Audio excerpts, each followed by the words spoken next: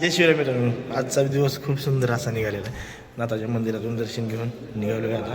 चला मोडून 2-3 ठिकाणी फिरणार आहे, दाखवतो. खूप सुंदर असे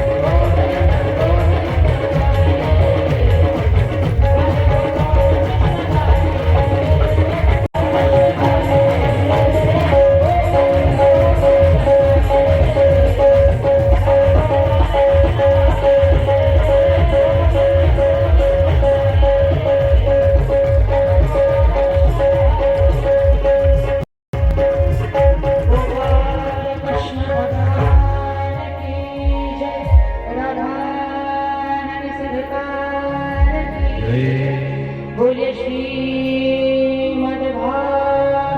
महापुराण की जय जय श्री राधे, जय जय श्री राधे।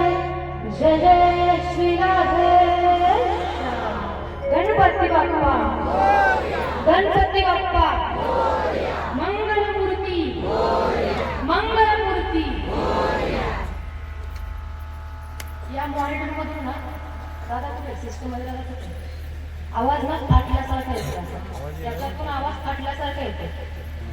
हा रिपोर्टच नाही याच्यात. आणि तिथल्या त्या कृष्ण लाल की श्री बाके बिहारी लाल की वाङ्मय शब्दमय मूर्ती श्रीमद भागवत महापुराण या सर्वांच्या मध्ये विराजमान आहे. त्या वाङ्मय शब्दमय असणाऱ्या श्रीमद भागवत रूपी दत्ताला व्यासपीठावर दंडवत प्रणाम. चालू असलेला हा दिव्य ज्ञान येथे सोहळा आणि आज आपल्या या सोहळ्याचा तृतीय दिवस आणि या तृतीय दिवसाच्या भगवत रूपी चिंतनाला आपण उपस्थित आहोत. हा आनंद महोत्सव गेले 2 दिवस झाले. या आनंद उत्सवामध्ये आपण आनंदित होऊन या आनंदी वातावरणाचा आपण आनंद घेतो. म्हणून गणपती बाप्पाच्या या दिव्य अशा प्रांगणामध्ये चालू असलेला हा ज्ञान यज्ञ सोहळा उपस्थित सर्व माता भगिनी, सर्व पुरुष वर्ग, बाहेरून काही लोक आलेली आहेत. बाहेरून आलेली आहेत तेवढंच कानावरती आले, पण त्यांचे नाव मलाही माहिती नाही. लातूरवरून आले आहेत, माथुऱ्यावरून आले, बऱ्याच ठिकाणाहून काही लोक आलेली आहेत. जे कथेला आले ते, जे कथेला नाही आले ते, जे पहिल्या दिवसापासून आजपर्यंत आले ते, जे पहिल्या दिवसापासून अजून कथा मंडपामध्ये आलेच नाहीत ते, जे उद्यापासून येणार आहेत ते, जे बाहेर बसून कथा ऐकतात ते, जे घरामध्ये बसून कथा ऐकतात ते,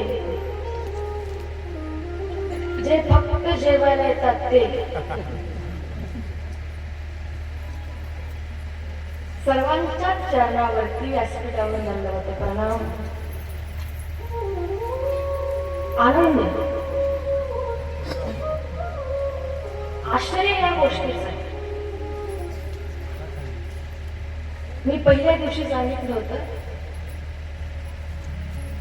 कथा चालू होण्याच्या अगोदर 5 मिनिट अगोदर तुम्ही मंडपामध्ये येऊन आपण आपल्या आसनावरती बसायचं. हे फक्त सांगितलं होतं. तो नियम जो तुम्ही आत्मसात केला. भगवान श्रीकृष्ण परमात्मा मंडपामध्ये येण्या अगोदर सगळी श्रोते सांगितल्याप्रमाणे आपल्या आपल्या आसनावरती येऊन बसतात. त्याचा सर्वात मोठा आनंद आहे. कालही सांगितलं होतं, शास्त्रामध्ये भगवंताचे मुख्य 3 स्वरूप सांगितले होते मी. एक सत्य, चित्त आणि आनंद. सत्य स्वरूप असं आहे ज्याची आपण व्याख्या करू शकत नाही. चित्त स्वरूप आहे जो आपल्याला सगळ्या घटनेचं ज्ञान करून देतो. आणि तिसरं स्वरूप आहे आनंद. आनंद या शब्दाची व्याख्या करत असताना मी सांगितलं होतं, 7 दिवस तुम्ही इथं आनंद घेताय. फक्त आनंद नाही, आनंद हे भगवंताचं मुख्य 3रं स्वरूप सांगितलं गेलं भागवतात. सत, चित्त आणि आनंद. तुम्ही कथा श्रवण करताय म्हणजे केवळ कथा ऐकता आणि घरी जाता असं नाही. सिद्धोस्मी अनुग्रहितोस्मी भगवती करुणाकडे अद्यम्य भगवान लब्धः सर्व पाप हरो हरी. सर्व पापांचं हरण करणारे हरी परमात्मा आपण कथेमध्ये प्राप्त करून घेतो.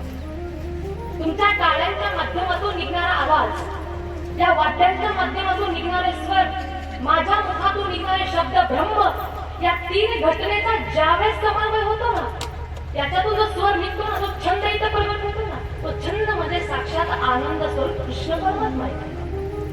सर्वसाधारण नाहीये आणि ते भागवत आपण श्रवण करतो.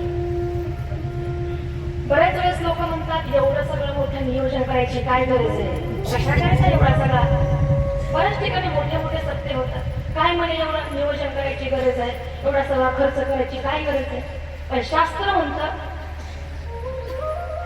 भगवंताला स्मरण करण्याचे 3 मार्ग आहेत. किती? 3. एक आहे बोधजन्य स्मरण, दुसरं आहे क्रियाजन्य स्मरण आणि तिसरं आहे संबंधजन्य स्मरण. बोधजन्य स्मरण म्हणजे काय? बोध या शब्दाचा अर्थ काय होतो? बोला, माहिती? ज्ञान. बोध, मनाला बोध होणं, एवढं तरी वाक्य ऐकलं असेल की कुठेतरी. बोध याने ज्ञान. 2 दिवस झाले तुम्ही कथेमध्ये येतात. कुठेतरी मनामध्ये असा भाव, असा विचार निर्माण झाला असेल, संसारामध्ये काही नाही, आनंद इथे. कुठेतरी मनामध्ये पटलं असेल, संसार असत्य, परमात्मा सत्य. या 2 दिवसामध्ये तुमच्या मनाला बोध झालाय आणि तो होतोच. त्याच्यातून लक्षात येतं की संसार असत्य, परमात्मा सत्य हे ज्यावेळेस आपल्या मनाला कळतं, बोध होतं, त्याला म्हणतात बोधजन्य स्मरण. ज्ञानातून परमात्मा कळतो, त्याला बोधजन्य स्मरण म्हणतात. दुसरं आहे क्रियाजन्य स्मरण. क्रियेतून कसं स्मरण करायचं? मला सांगा, सकाळी उठल्यापासून घरातली कामं अगोदरच जाऊया, पण कालच्या 2 दिवसापासून सकाळी उठल्यापासून घरातली कामं तुम्ही लवकर करता. कशा करता? कपडे धुवायचे, कथेला जायचं. स्वयंपाक करायचा, कथेला जायचं. काम कुठलंय? संसारात क्रिया तुमची घरातलीच आहे, पण मनामध्ये भाव काय? कथेला जायचं. क्रिया तुमची संसारिक आहे, पण ती क्रिया करताना मनामध्ये भाव काय? कथेला जायचं. लेकरांना जेवण घालायचंय, घाई घाई होती, कशा नाही म्हणजे कथेला जायचं. कर्म घरातलंय, काम घरातलंय, पण मनामध्ये भाव काय आहे? कथेला जायचं. आरतीचं ताट आहे, कमीत कमी 1 वाजता तयारीला लागतात तुम्ही घरामध्ये, बरोबर? आरतीचं ताट आहे, कशाकरिता? कथेला जायचं. दिवा घेतली, कशाला? कथेला जायचंय. बसून बसून वाती केल्या, कशाला जायचंय? कथेला जायचंय. झाडाची फुलं तोडतायत, विचार काय? कथेला जायचंय. घरात गेले 2 दिवस झाले तुमचं कर्म घरातलंच आहे, पण मनामध्ये भाव काय? कथेला जायचं. तुमच्या प्रत्येक क्रियेमध्ये फक्त कथा आहे आता, बरोबर? काम करताना कथेला जायचं, जेवताना कथेला जायचं, एखाद्याचा फोन जरी काही नाही तेव्हा आता कथेला जायचं. तुमचा प्रत्येक कर्म गेले 2 दिवस झाले कथा आहे फक्त. म्हणजे क्रियेतून ज्याला स्मरण करतो त्याला क्रियाजन्य स्मरण म्हणतात. तिसरं स्मरण आहे संबंधजन्य स्मरण. संबंधाने कसं स्मरण करायचं? भागवत म्हणतं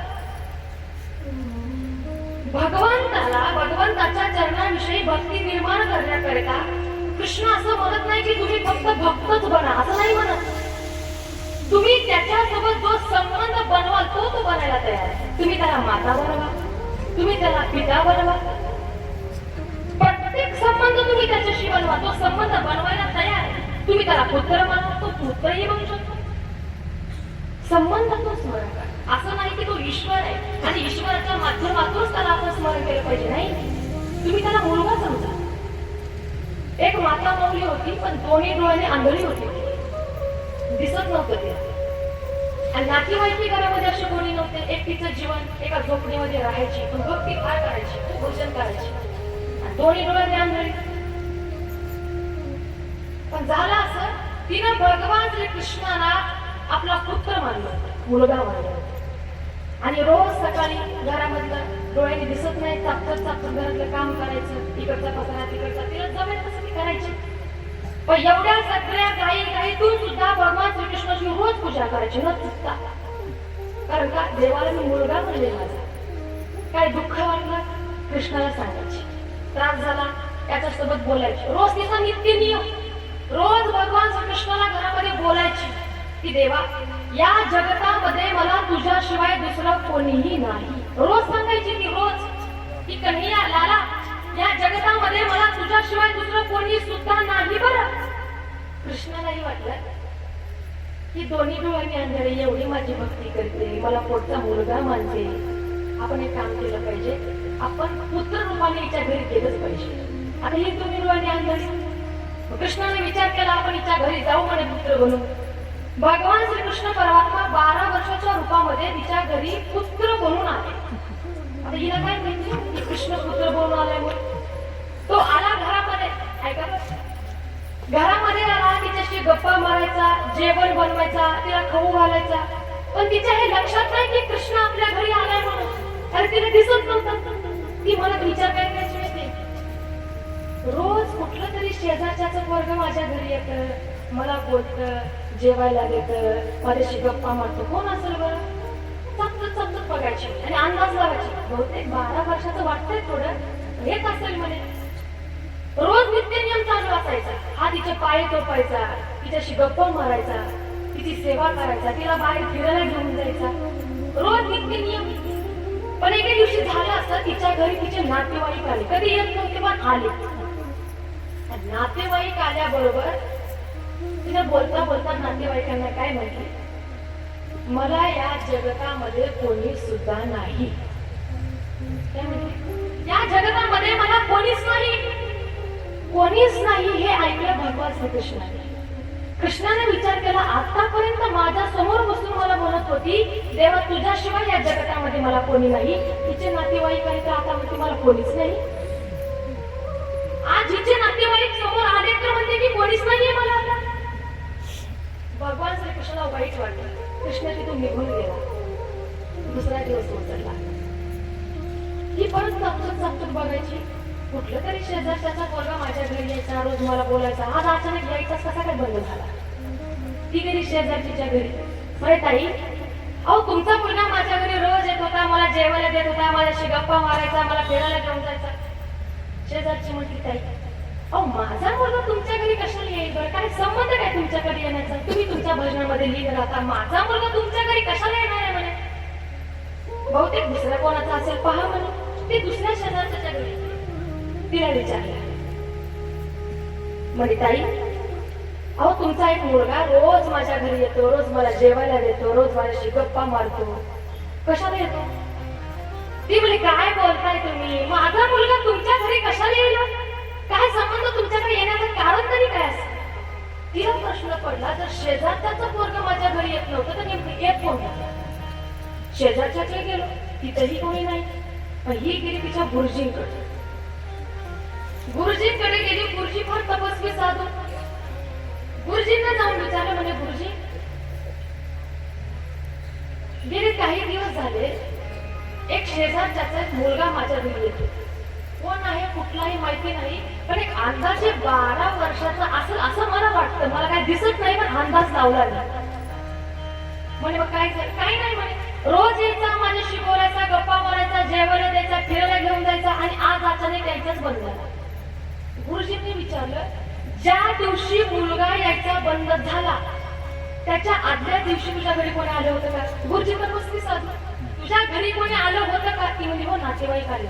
मग तू नातेवाईकांना काय म्हणतेस का. ती म्हणजे हो मी फक्त एवढंच म्हटले की या जगतामध्ये मला कोणी सुद्धा नाही. गुरुजी म्हटले इथंच होते, ज्या कृष्णाच्या समोर तू म्हणून बसत होतीस की मला या जगतामध्ये तुझ्या शिवाय कोणी सुद्धा नाही, नातेवाईक आल्यावर म्हणतेस की या जगात मला कोणीच नाही, हे भगवान श्रीकृष्णाला आवडलं नाही. कारण तुझ्या घरी येणारा पुत्र, तुझ्या घरी येणारा 12 वर्षाचा मुलगा कुठला शेजारच्याचा मुलगा नव्हता. ज्यावेळी तू भगवान श्रीकृष्णाला स्वतःचा पुत्र मानलं होतं, तुझी भक्ती पाहून भगवान श्रीकृष्ण परमात्मा तुझ्या घरी मुलाच्या रूपामध्ये तुला प्राप्त झाले होते. ते आहे संबंध, काही नाही.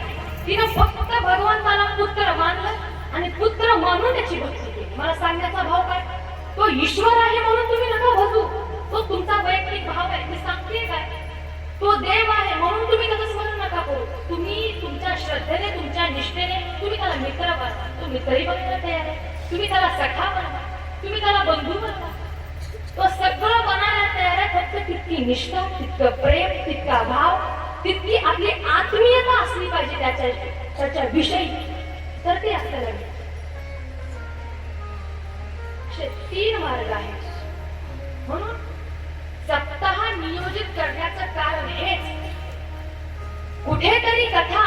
आपल्या मनाला बोध व्हावा की संसार असत्य परमात्मा सत्य हे कुठेतरी मनाला आपल्या कळावं याच्याकरिता हा सगळा अभ्यास काय नाही. आणि संसारातल्या सगळ्या घटना सोडून आपण 3 तास एका जागेवरती येऊन तुम्ही साधना करत आहे, कथा ऐकत आहे, हे सगळ्यात मोठं फार मोठं तप आहे. मी गेले 2 दिवस तुमचं कौतुक करते की जागेवरती 3 तास बसलायत तुम्ही. आता बऱ्याच ठिकाणी असे भरपूर अनुभव भेटले आम्हाला. बायका एका जागेवरती कितीतरी रामदेव बाबाजी योग करतात. एकदा असा पाय करतात, एकदा असा करतात, एखाद्याच्या पाठीत पण घायला कमी करत नाही. पण आनंद आहे एका आसनावरती बसून आपण भागवताची कथा श्रवण करताय. चला मला सांगा, काल कथेमध्ये आपण काय ऐकलं? बोल ते गाण्याच्या पुढे न्यायचं.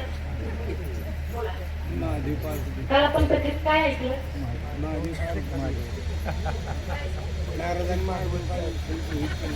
काय ऐकलं? महादेव पार्वती बघा काल पुढे बसल्याच पाठीमागे जाऊन बसले.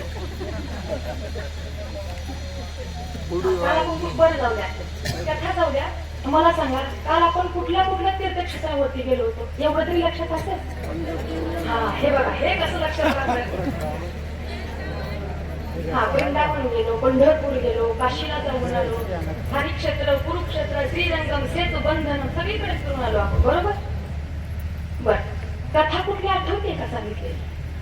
सांगा. धुंद काय तो का मागच्या मावशी म्हटल्या काल तुम्ही ते जावई सांगितलं ना, जावई तर लक्षात आलं पाहिजे. अजून अजून काय सांगितलं? शुकदेवांची कथा ऐकली, बरोबर?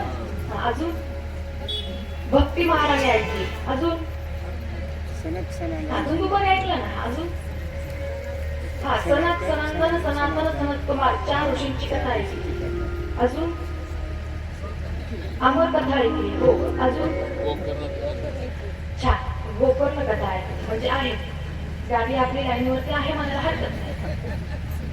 काल गोकर्ण कथा आपण ऐकली. आत्मदेवाला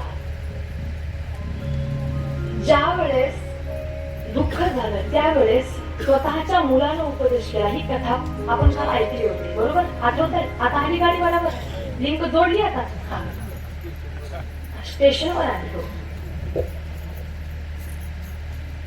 आत्मदेव आणि गोकर्ण यांचा संवाद आपण काल कथेमध्ये पाहिला होता. मी कालही सांगितलं होतं जगाच्या इतिहासामध्ये अशी 2 उदाहरणं आहेत ज्याच्यामध्ये मुलगा बापाला उपदेश करतो. एक आहे गोकर्ण उपाख्यान आणि दुसरं आहे तृतीय स्कंदामधला कपिल देवहूती संवाद. तिथेही देवहूती मातेला कपिल भगवंतांनी आपल्या जीवनाविषयी उपदेश केलाय.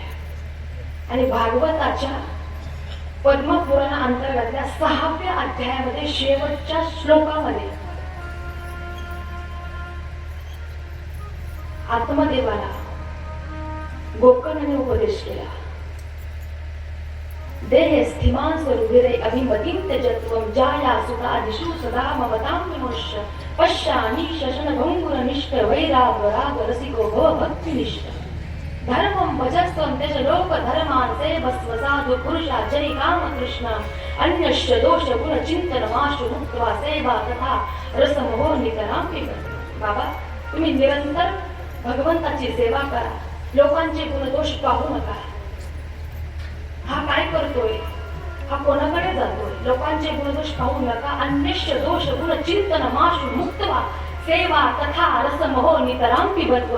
निरंतर तुम्ही सेवा करा असा उपदेश त्यांनी केला. आणि तो उपदेश झाल्याच्या नंतर आपण काल 6 अध्यायाला पूर्ण विराम दिला होता. आणि आता इथून मुख्य रूपानं श्रीमद भागवताला प्रारंभ होतो. मी काल सांगितलं होते की 2 दिवस मी भागवत नव्हती ऐकली, फक्त भागवताचा परिचय आपण 2 दिवस केला. जर 2 दिवस फक्त भागवताचा परिचय जर करत असेल तर 18,000 श्लोक आपण कधी घालणार आहोत?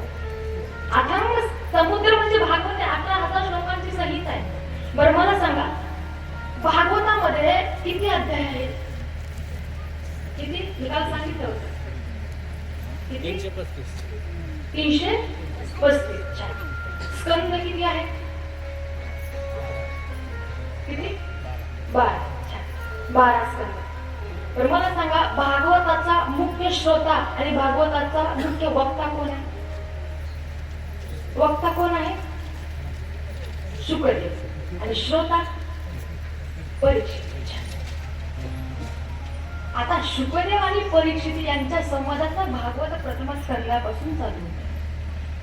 या प्रथम स्कंदामध्ये 19 अध्यायाचं वर्णन केलं आणि इथून प्रामुख्याने श्रीमद भागवताला प्रथम स्कंदामध्ये 3 मंगलाचरण व्यासांनी गायले.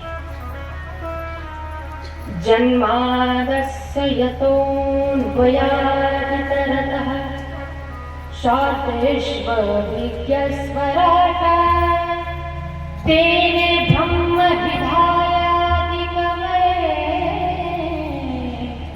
भूयन्ति यतसूरयः तेजो वायुर्मृदा यथा विनिमयो यत्र त्रिसर्गमूषा धाम्ना स्वेन सदा निरस्तकुहकम् सत्यं परं धीमहि. श्रीमद भागवत श्री शब्दाचा अर्थ होतो राधा. भागवत शब्दामध्ये 4 शब्द आहेत. भा ग व त. किती? 4. मग भागवत म्हणजे नेमकं काय? श्री शब्दाचा अर्थ सांगितला होता राधा. मग भागवत म्हणजे नेमकं काय? ज्या भागवताला तुम्ही 7 दिवस श्रवण करण्याकरता इथं उपस्थित आहात, पण नेमकं भागवत आहे तरी काय? भाष्यते सर्व वेदेषु गीयते नारदादिवी वदन्ति त्रिषु लोकेषु तरन्ति भवसागरात म्हणजे भागवत. भाष्यते सर्व वेदेषु, जे भागवत सर्व वेदांचं सार आहे, जे भागवत सर्व वेदांचं भाष्य आहे. भाष्यते सर्व वेदेषु गीयते नारद आदी ऋषी मुनींनी भागवताला गायले. आणि तरंती भवसागरात जो व्यक्ती एकाग्र चित्ताने भागवताला श्रवण करतो त्याला ही श्रीमद भागवत संसाराच्या भवसागरातून काढते. भाष्यते सर्व वेदेषु गीयते नारदादिवी वदन्ति त्रिषु लोकेषु तरन्ति भवसागरात.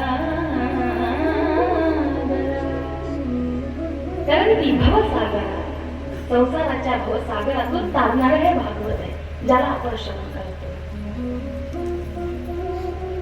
निगम कल्पतरोर्गलितं फलं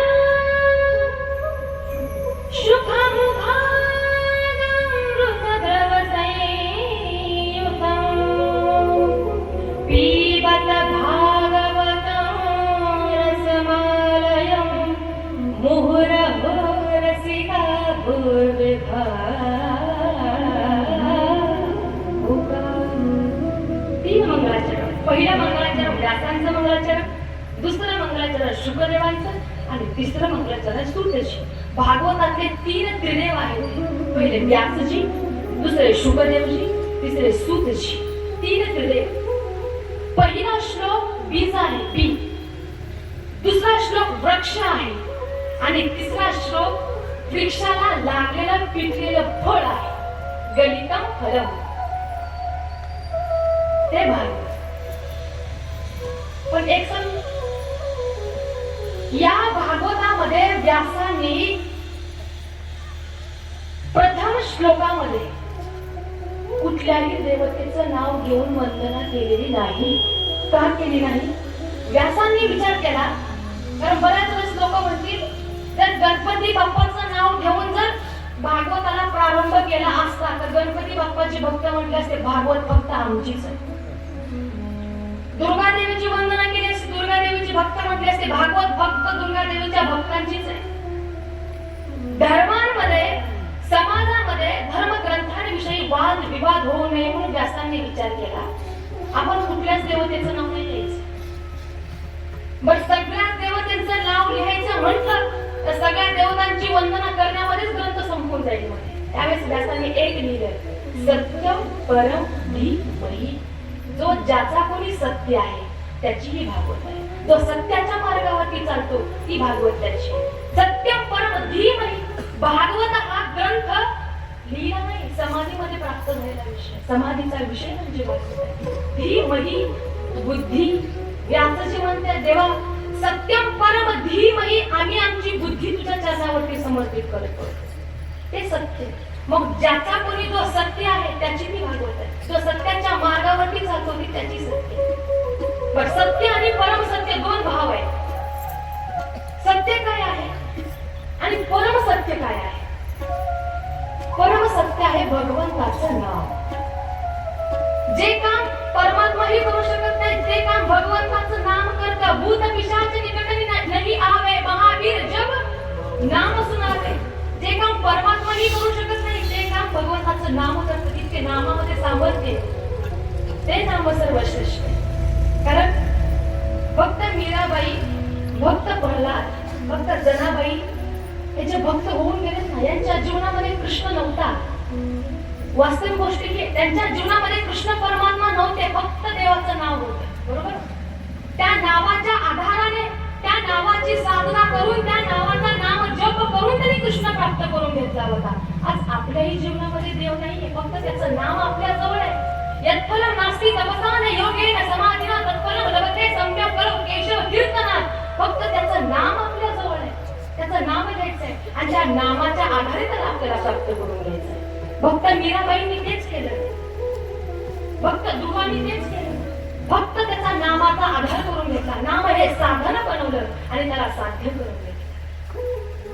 तो नाम हे परम सत्य. राम राम रटते रटते बीती रे हो मैया.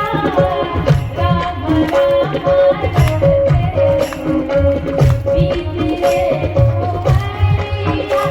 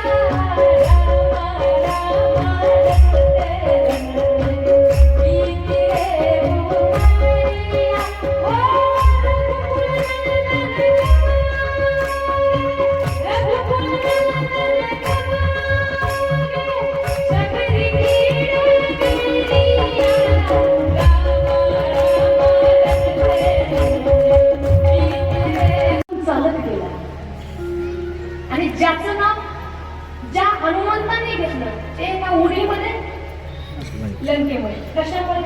फक्त नामाचा बळा. जसं आपल्याकडे जनाबाई, मुक्ताबाई, महिनाबाई बऱ्याच अनेक संत होऊन गेल्या, तसं तिकडे कर्माबाई होती. नाव ऐकण्यात असं कोण नसेल, कर्माबाई. कर्माबाईच्या जर जीवनाचा विचार करायचं म्हटलं ना, 10 बाय 10चं तिथं झोपडं, एक छोटं अंगण, छोटासा एकटीचा संसार तिचा. काय? एक ताट, एक वाटी, एक ग्लास, एकटीचा जीव. गावाच्या बाहेर राहायची. कोण? कर्माबाई. आणि कृष्णाची निष्काम भक्ती करणारी, एवढी भक्ती करणारी की रात्रंदिवस त्याच्या नामामध्ये लीन असणारी ती कर्माबाई. पण झालं असं, ती कर्माबाई रोज 5 घरची भिक्षा मागून आणायची. एकटीचं जीवन असं किती व्यक्तीला खायला लागतं. रोज 5 घरची भिक्षा ती मागून आणायची. जे काय भिक्षेमध्ये यायचं घरी आणायचं. कधी खिचडी, कधी तांदूळ, काही ना काही यायचं.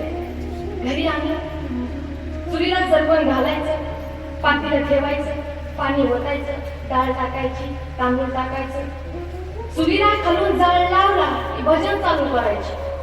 श्री कृष्ण गोविंद हरे मुरारी, हे नाथ नारायण वासुदेव. श्री कृष्ण गोविंद हरे मुरारी, हे नाथ नारायण वासुदेव. हे नाथ नारायण वासुदेव, हे नाथ नारायण. त्यांतोडामध्ये एकच, तुम हो हमारे, हम है तुम्हारे, तुम हो हमारे, हम है तुम्हारे. हे नाथ नारायण वासुदेव. श्री कृष्ण गोविंद हरे मुरारी, हे नाथ नारायण वासुदेव. श्री कृष्ण गोविंद हरे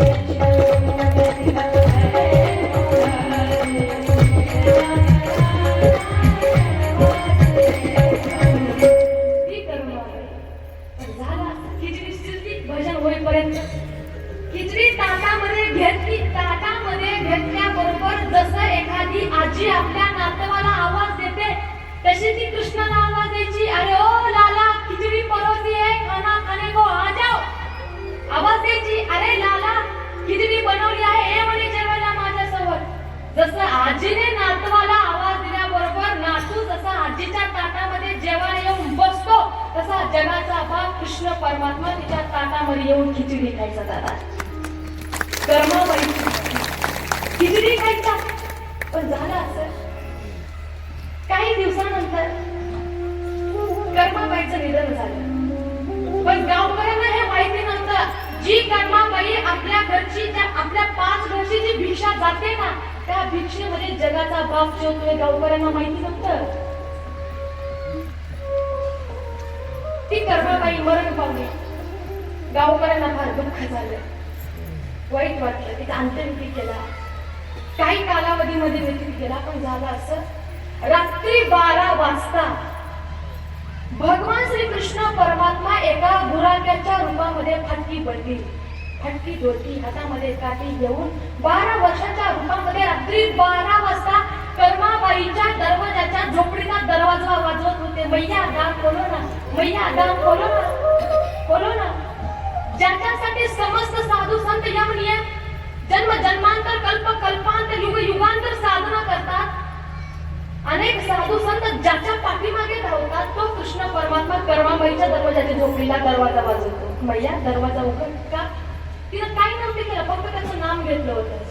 श्री कृष्ण गोविंद हरे मुरारी, नाथे की नाम आणि मुरमुर बदलत. फक्त त्याचं नाम घेतलं. ती कर्माबाई काय, तिनं अशी काय वेगळी भक्ती नव्हती केली. खाता पिता फक्त त्याचं नाम घेतो, फक्त ना. तर श्री कृष्ण परमात्मा तिच्या झोपडीचा दरवाजा वाजवायची की मैया मला तुझ्यासोबत जेवायचं. ती कर्माबाई. म्हणून जगतामध्ये सर्वश्रेष्ठ भगवंताचं नाव आहे. ते नाम आपण घेतलं पाहिजे. व्यासांचा मंगलाचरण आहे. दुसऱ्या श्लोकामध्ये भागवताचा विषय काय, भागवताचा अधिकारी कोण, भागवत आपला संबंध कोणाशी करून देतो आणि या ग्रंथाचं प्रयोजन काय, 4 गोष्टींचं उल्लेखन केलं. ज्या भागवताला तुम्ही ऐकत आहे त्या भागवताचा नेमका विषय काय आहे. विषय आदि कारिष्य संबंधश्च प्रयोजनं दीनानुबंध ज्ञात्वैव मंगलनैव शाश्वती. विषय आपल्या अंतःकरणामध्ये असलेला अज्ञान रूपी अंधकार दूर करून आपल्या अंतःकरणामध्ये भगवंताच्या चरणाचं प्रेम निर्माण करणं, भक्ती निर्माण करणं भागवताचा विषय. पण कुठून? श्रीमद भागवत आपल्या कानाद्वारे परमधर्माचं बीज आपल्या या हृदयावरती पेरते. एक परमधर्म. धर्म आणि परमधर्म. धर्म काय आहे? संसारामधलं जे काही कर्म आहे ते कर्म, संसारिक कर्म, याला आपण धर्म म्हणतो. पण परमधर्म काय आहे माहितीये? मागच्या 15 तारखेपासून 22 तारखेपर्यंत जो आनंद महोत्सव चालू आहे ना, हा परमधर्म आहे. धर्म जे आपण स्वतःचं पोट भागवण्याकरिता जे जे कर्म करतो तो आपला धर्म आहे. पण परमधर्म म्हणजे हा आनंद आहे. धर्म आणि परमधर्म. भागवताचा विषय काय आहे? आपल्या अंतःकरणामध्ये परमधर्माचं बीज प्रस्थापित कर. विषय अधिकारी. भागवताचा अधिकारी कोण आहे? भागवत कोण ऐकू शकता आणि कोण ऐकू शकत नाही याचा उल्लेख भागवताने सांगितला. भागवत म्हणतं निर्मत्सराणां सता धर्म प्रोजित कैतवत्र परम निर्मत्सराणां सता वैद्यं वास्तवमत्र वस्तु शिवदं तापत्रयोन्मूलनम् श्रीमद भागवते महामुनिकृते किंवा परिविश्वर.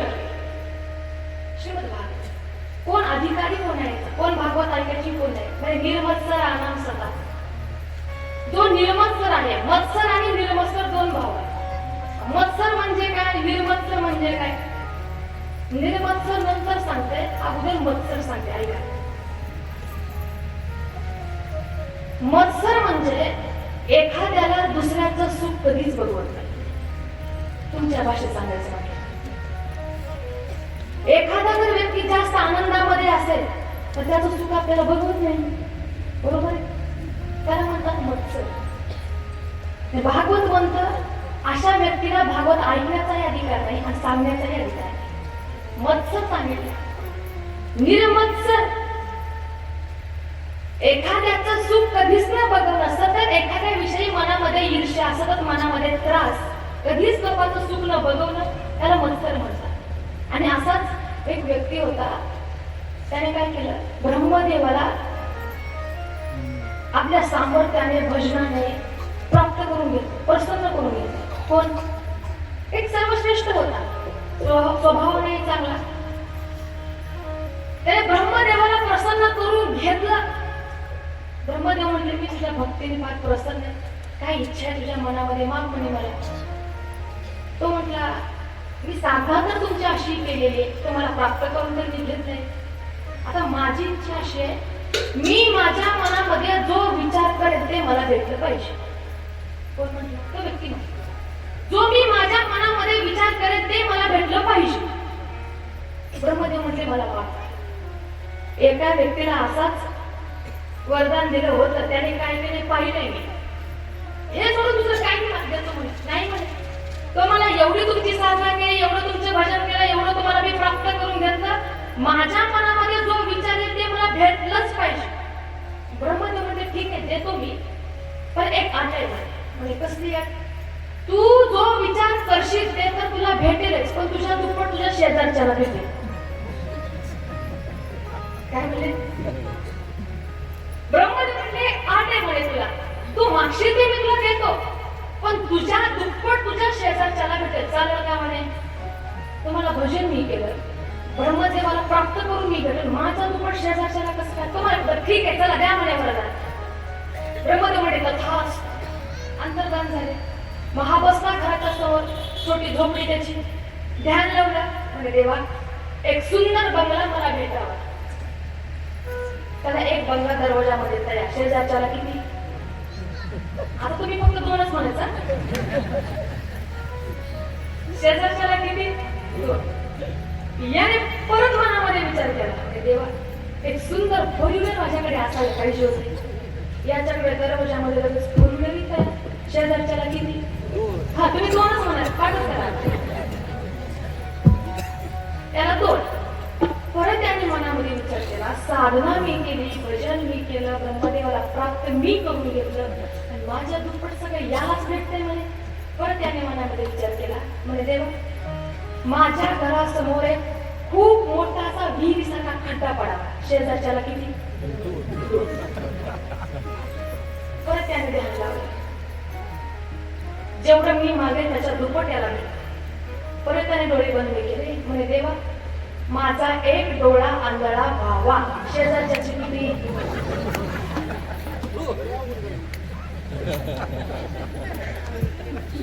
दुसऱ्यांचं सुखच बघून नाही हो आपल्याला. एकदा तर काय झालं माहितीये, एक व्यक्ती गेला हॉस्पिटलमध्ये जाऊन डॉक्टर पोटात खूप दुखते माझ्या. डॉक्टर म्हणजे कधी बसून तो मला घराच्या शेजारच्याची वास्तुशांती झाल्यापासून पोटात दुखते. अवघड आहे बघवतच नाही. भागवत म्हणतात अशा मत्सर व्यक्तींना भागवत सांगण्याचाही अधिकार नाही, ऐकण्याचाही अधिकार नाही. निर्मत्सर जो सर्वांविषयी अंतःकरणामध्ये प्रेमभाव ठेवतो तो भागवताचा अधिकार. बरे तो दुश्मन असू द्या त्याच्याविषयी प्रेम, कोणी असू द्या, भूत प्राणी मात्रांमध्ये आपल्या अंतःकरणामध्ये प्रेम असणं तो भागवताचा अधिकारी आहे. त्याला म्हणतात निर्मत्सर, तो भागवताचा अधिकारी आहे. कोण्याही जीवाचा न धरो मत्सर, वरम सर्वेश्वर पूजनाचे विष्णुमय जय विष्णुमय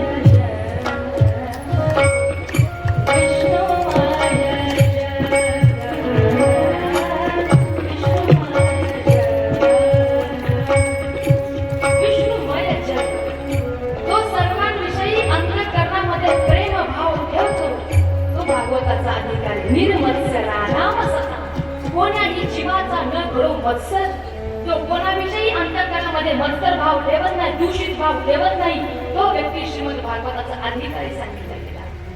विषय अधिकारी. आता भागवत आपला संबंध नेमकं कोणाशी करून देते? अस्ति स्वस्तरुणी कराग्र विगल कल्प प्रसूनाकृत वस्तू प्रस्तुत वेणुनाद लहरी निर्वाण निर्व्याकुलम. वस्तू प्रस्तुत वेणू नाद लहरी, वेणू नाद लहरी करणाऱ्या ज्याच्यासाठी समस्त वेळ, ज्याच्याकरता मोठे मोठे साधू संत यम नियम आसन प्राणायाम प्रत्याहार ध्यान धारणा समाधी जन्मजन्मांतर कल्पकल्पांतर युग युगांतर ध्यानाला लावतात, ज्याच्याकरता गोपिका वृंदावनाच्या गली गलीमध्ये फिरतात, त्या भगवान श्रीकृष्णाशी भागवत आपला संबंध करून देतो. अस्ति स्वस्तरुणी कराग्र विगल कल्प प्रसूना वेणू नाद. आणि ज्या वेळेस भागवत आपला संबंध कृष्णाशी करून देतो ना, त्यावेळेस व्यक्तीचा एकच भाव होतो. काय भाव होतो? श्याम प्यारे से मुरली वाले से, श्याम प्यारे से जिसका संबंध है उसको हर घड़ी आनंद ही आनंद है, उसको हर घड़ी आनंद ही आनंद है.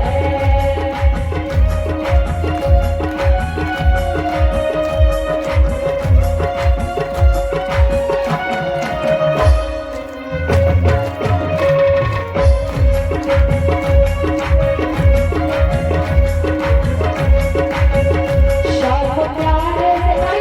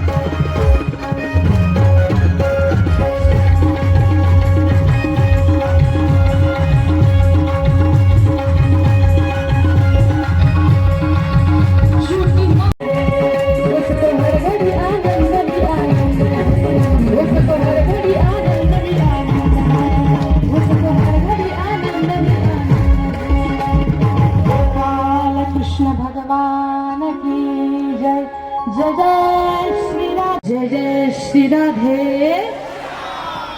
वा करिता भागवत औषधी आहे शौनकादी ऋषी मुनी करता भागवत रसायन आहे आणि गोपिकांकरिता तुम्हा माझ्यासारख्या भक्तांकरिता भागवत अमृत आहे तव कथामृतम तप्त जीवनम कविभिरीडितं कल्पशास्त्रम गोपिकांनी दशमस्कंदामध्ये गोपी गीत गाताना म्हटलंय तव कथामृतम देवा तुम्ही अमृत आहात तव कथामृत भगवंताची कथा अमृत आहे त्याला प्राशन करा हे 3 मंगलाचरण जे व्यासजी शुकदेव आणि सूतजींनी गायले पुढे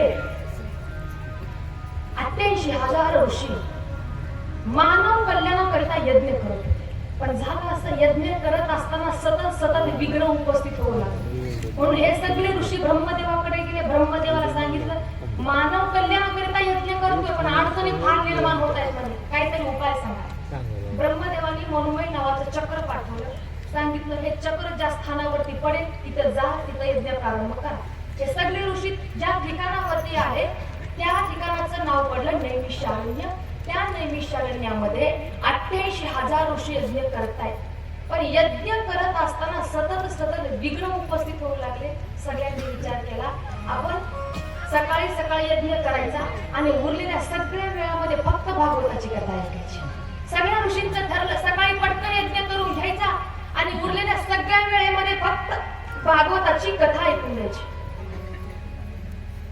मग तेवढ्यामध्ये सूतजींचं आगमन झालं आणि सूतजींचं आगमन झाल्याबरोबर त्या सगळ्या 88,000 ऋषींनी प्रश्न केला किम श्रेय शास्त्रसार स्वावतार प्रयोजनम किम कर्म के अवतारस्य धर्म कम शरणम किम श्रेय मानवाच्या आत्मकल्याणाचं साधन सांगा भगवंताचे अवतार कथा सांगा भगवंताची भक्ती कशी करायची सांगा असे अनेक प्रश्न ऋषींनी केले त्यावेळेस सूतजींनी मुनयो साधु पृष्ठोहम भवद्भिर लोकमंगलम तुम्ही जे प्रश्न केलेत ना ते लोकमंगलाकरिता केलेत म्हणून मी तुम्हाला माणसाचा सर्वश्रेष्ठ धर्म काय आहे हे सांगण्यापूर्वी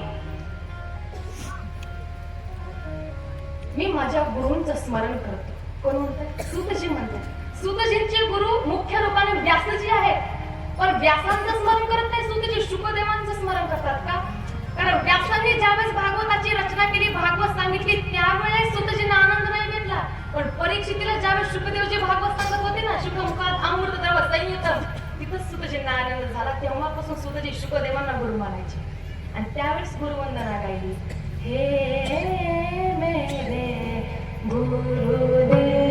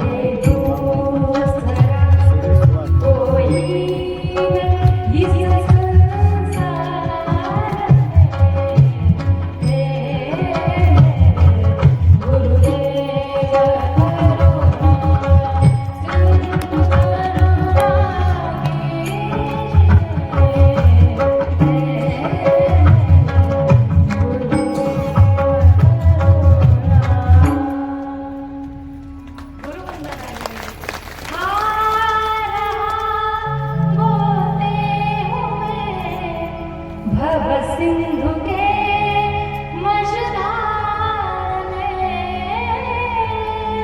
खा रहा गोते हुए भव सिंधु के मझधार में आसरा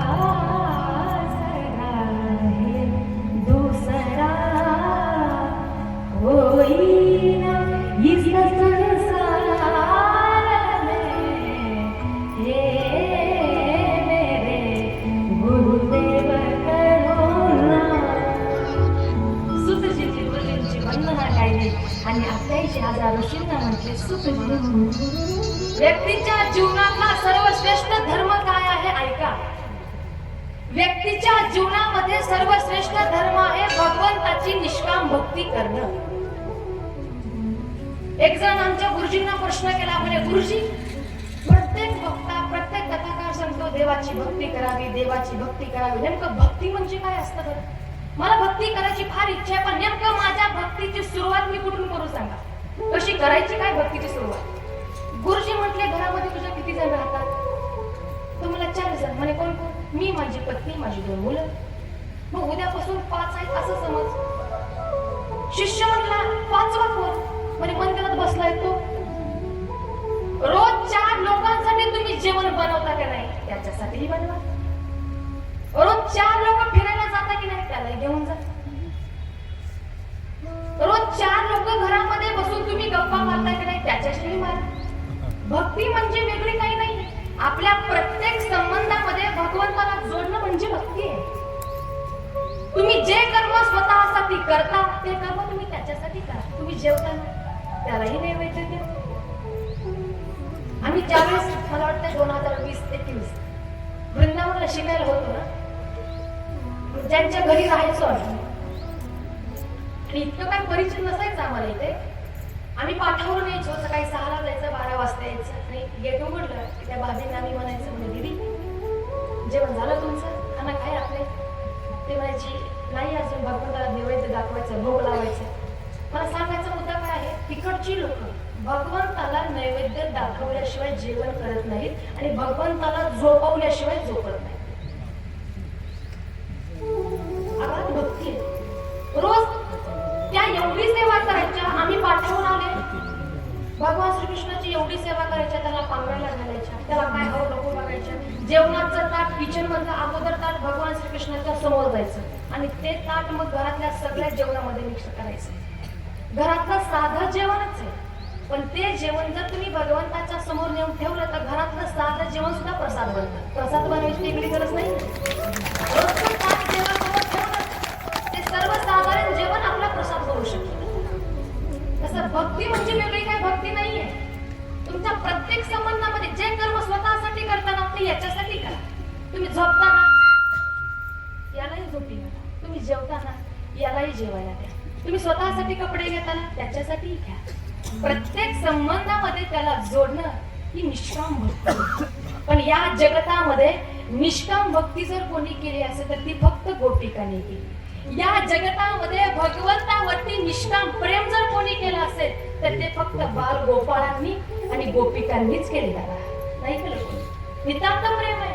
काय का प्रेम? त्यांच्या प्रेमाची व्याख्याही करू शकत नाही आपण. भागवताच्या दशमस्कंदामध्ये गोपिकांच्या बाल गोपाळांच्या प्रेमाचं वर्णन केलंय. फक्त प्रेम आहे. जायचंय आपल्याला तिथपर्यंत. नितांत प्रेम काय आपल्या प्रेमाची आणि काय आपल्या भक्तीची व्याख्या घेऊन बसणार. त्यावेळेस भगवान श्रीकृष्णाला ताप आला आणि नारदजी सहज जातो. नारदजींना राहवलं नाही, आपण जातोय तर भगवान श्रीकृष्णाला भेटून जाऊयात. पाहिलं तर भगवान श्रीकृष्णाची तब्येत ठीक नाहीये, ताप आला. ताप आला म्हटलं बरोबर नारदजी म्हटले देवा तुमचं अंग इतकं तापीनं फणफणतंय, चला काहीतरी औषध उपचार करू, तुम्हाला काहीतरी सेवा तुमची करतो मी. त्यावेळेस भगवान श्रीकृष्ण म्हटले नाही, माझा ताप असा ठीक होणार नाही म्हणे. म्हणे मला माझ्या भक्ताच्या पायाची जरा धूळ आणून दे, ती माझ्या मस्तकावरती लाव, त्यावेळेस माझा ताप दूर होईल. असं नाही होणार कुठल्या औषधाने. नारदजी म्हटले तेव्हा काय बोलताय? कृष्ण म्हटलं असंच माझी एक विनंती आहे नारदजी, तुमच्या पायाची चरण धूळ किंवा कुठल्या भक्ताच्या पायाची चरण धूळ मला भेटते का? पहा माझ्या मस्तकावरती लावा, त्यावेळेस माझा ताप दूर होईल. नारदजी म्हणले, देवा काय बोलताय? आमच्या पायाच्या चरणाची धूळ तुमच्या मस्तकाला लावल्याच्या नंतर आम्ही नरकात जाऊ? तुम्ही कृष्ण वंदे जगद्गुरु आहात, तुम्ही काय बोलताय? कृष्ण म्हटला, माफ करा. जर कुण्या भक्ताची चरण धूळ तुम्हाला भेटत असेल तर माझ्यापर्यंत या, नाही तर मला आराम करू द्या. भगवंताने सांगितलं, मला ठीक आहे. नारदजी निघाले त्या शोधामध्ये. असा कोणी भक्त असेल की जो भगवंताच्या मस्तकावरती लावल्याकरता पायाची चरण धूळ देईल, असं कोण असेल? नारदजी शोधात निघाले. तेवढ्यासमोर गोपिका दिसल्या. गोपिका दिसल्याबरोबर गोपिकांकडे गेले. नारदजी म्हटले, गोपिकांनी असाच भगवंताला ताप आलाय. गोपिका म्हटल्या, मग म्हणजे काही नाही, भगवान श्रीकृष्णाचा ताप दूर व्हावा असं जर वाटत असेल तर त्यांना त्यांच्या पायाची धूळ, भक्ताच्या पायाची धूळ त्यांच्या मस्तकावरती लावण्याकरिता द्यायच्या, तुम्ही द्याल? गोपिका म्हटले, हो, पहिलेच प्रयत्न देतो म्हणे आम्ही. नारदजी म्हटले, काय बोलताय? तो कृष्ण जगताचा अधिनायक परमात्मा आणि तुमच्या पायाची धूळ तुम्ही त्याच्या मस्तकावरती लावायला देतात? नरकात जा तुम्ही. नारदजी म्हटले. पण गोपिका काय म्हटल्या माहितीये? नारदजी, जर आमच्या पायाच्या धुळीच्या या स्पर्शाने जर भगवान श्रीकृष्णाचा ताप जर दूर होणार असेल तर आम्ही एकदा काय 1000 वेळेस नरकात जायला तयार. एकदा काय 1000 वेळेस नरकात जाऊ आम्ही. ती गोपिकांची निष्काम भक्ती. नितांत प्रेम केले गोपिकांनी. गोपी शब्दावर बोलायचं म्हटलं तर भागवत संपणार नाही. इतका अथांग प्रेम आहे. गोपी प्रेम आहे की भिक्षा दिजे. प्रेमाची दीक्षा गोपिका देऊ शकतात. इतकं नितांत प्रेम, ती निष्काम भक्ती. म्हणून मनुष्याचा सर्वश्रेष्ठ धर्म भगवंताची निष्काम भक्ती. भक्ती म्हणजे वेगळी काय नाही. आपली भक्ती म्हणजे सकाळची देवपूजा. पण ती देवपूजा पण साधी नसते बरं. एक तास देवपूजा चालते, पण इतकी निष्काम, असं भलं मोठं टोपलं असतं. पण मला सांगा, थंड पाणी का गरम पाणी? बरं, थंड पाणी. बरं, देवाला घेताना सुद्धा कशा घेते विचारा बरं त्यांना. एक देव नाही, एकदा जास्त आवडतात की एकदाच उडी, असं नाही. भक्ती आणि पूजा याच्यात अंतर आहे. पण जे करताय ते किती निष्ठेनं करताय, किती भावनेने करताय याला महत्व आहे. आपण वातावरणानुसार बदलतो. मला सांगा, आता थंडी चालू, कसलं पाणी घेता आंघोळीला? थंड. आणि देवाला थंड, असं नाही. ज्या सुख सुविधा आपण आपल्याला पोहोचवतो त्या सुविधा आपण त्यालाही दिल्या पाहिजे. ही निष्काम भक्ती. भागवत दुसरीकडे व्याख्या नाही सांगत. भागवताचा प्रथम स्कंद खोला.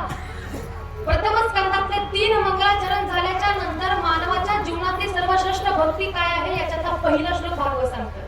तुमच्या प्रत्येक संबंधामध्ये तुम्ही त्याला जोडा असं म्हटले भागवत. काय वेगळी भक्ती नाही त्याची. जे तुम्ही स्वतःसाठी करताय ते त्याच्यासाठी करा, बस.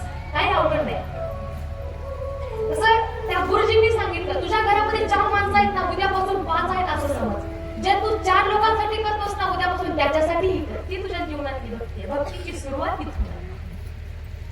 ती निष्काम भक्ती. सूत ज्याने सोनक यांच्यामध्ये संवाद चालला. जी भक्ती गोपिकांनी केली, जी भक्ती अनेक ऋषी मुनींनी केली, ती भक्ती आपण आपल्या जीवनामध्ये केली पाहिजे. कारण भक्तीचे चरित्र मी सांगितले. ज्ञान वैराग्य कोणाला नकोय, भक्ती सगळ्यांना हवी. पण भक्तीचे पुत्र आहे ज्ञान आणि वैराग्य. बरोबर. जयति जगति माया यस्य कायादवस्ते वचन रचनमेकं केवलं चाकलय्य ध्रुव पदमपि यातो यत् कृपातो धूय सकल कुशल पात्रं ब्रह्मपुत्रं नतास्मि. त्या भक्ती महाराजांचं चिंतन आपण केलं आणि ती भक्ती वृंदावनामध्ये आपण करायला पाहिजे. बरोबर. तसं सुखजी महाराज सांगतात, व्यक्तीच्या जीवनातला सर्वश्रेष्ठ धर्म म्हणजे निष्काम. बघा, आता पुढे सुखजी शौनकांना सांगताय, भगवंताच्या अवताराच्या कथा सांगितल्या आणि अवताराच्या कथा सांगितल्याच्या नंतर मग प्रश्न केला, मला सांगा भागवताची निर्मिती करण्याचं कारण काय? का भागवत ग्रंथ निर्माण केला?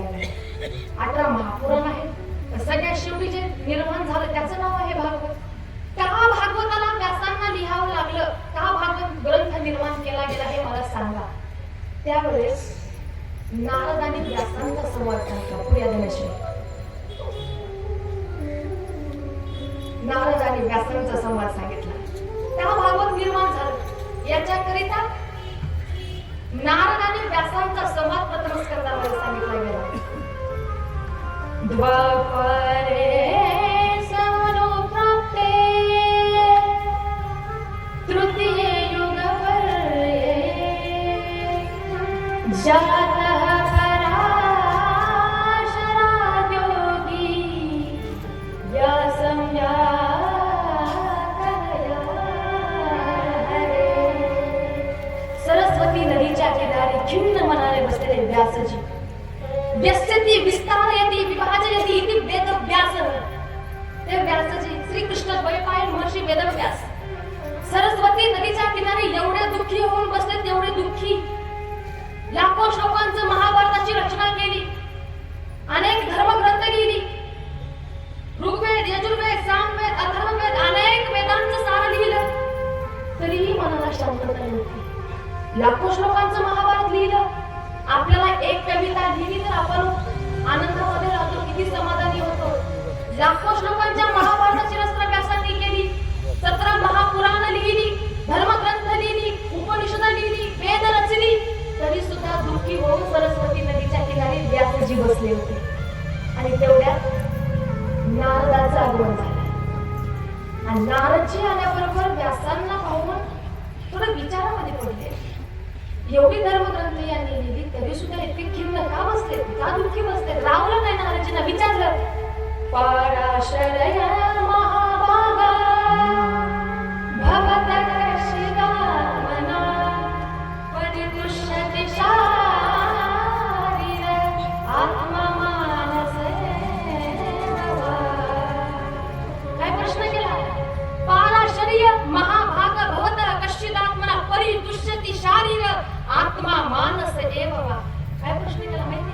व्यासजी, तुमचं शरीर आणि तुमचं मन तुम्ही केलेल्या कर्माने आणि चिंतनाने व्यवस्थित तर आहे ना?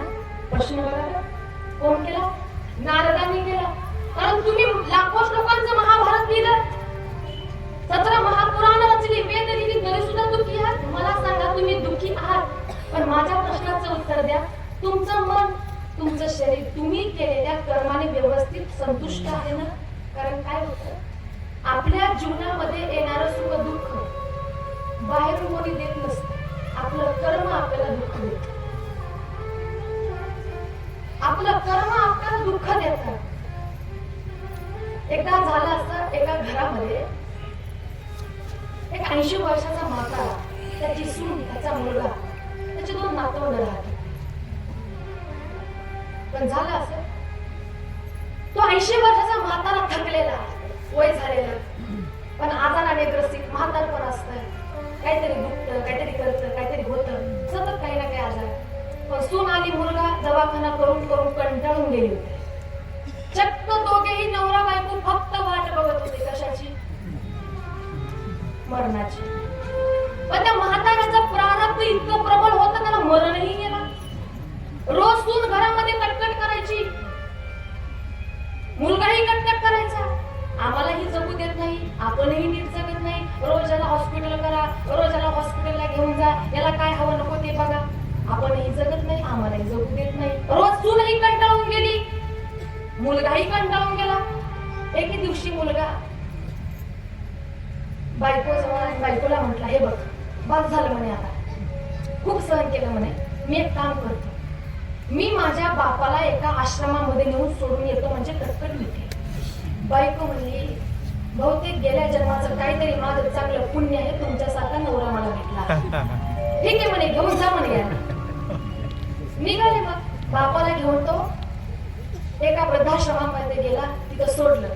पण गंमत अशी आहे, मांजर आणि म्हातारी माणसं,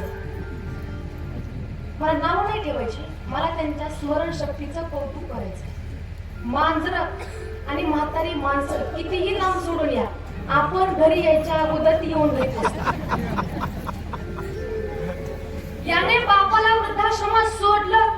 हा घरी येतोय तोपर्यंत येणे अगोदर म्हातारा परत घरी येऊन पलंगावर बसले. घरी आला रोजचा नित्यक्रम. रोज सकाळी वाद, याला हॉस्पिटलला घेऊन जायचं, याला असं करायचं, त्याला तसं करायचं. सून कंटाळली, मुलगा कंटाळला, रोज घरामध्ये बाई भांडे असतायची. पण झालं असं, एके दिवशी मुलगा बायको जवळ गेला आणि म्हटला, म्हणे बाद झाला, आता खूप सहन केलं म्हणे, आता मी एक काम करतो. ऑफिसवरून आला आणि बायकोला म्हटला, मी यांना काशीला घेऊन जातो आणि काशीमध्ये गंगेमध्ये ढकलून देतो. ठरलं. मग हा आपल्या बापाजवळ आला आणि बापाला म्हणला, म्हणे बाबा खूप दिवसापासून तुम्हाला काशीला जायची इच्छा होती, चला म्हणे काशीला जाऊ. बापाच्या मनामध्ये प्रश्न पडला, रोज उठल्याबरोबर मला शिव्या देतो, रोज नाही नाही ते बोलतो, आज याची गंगा उलटी कस का वाहते, डायरेक्ट काशीचं कसं काय बोलतो आहे मला. ठीक आहे जाऊ म्हणे काशीला.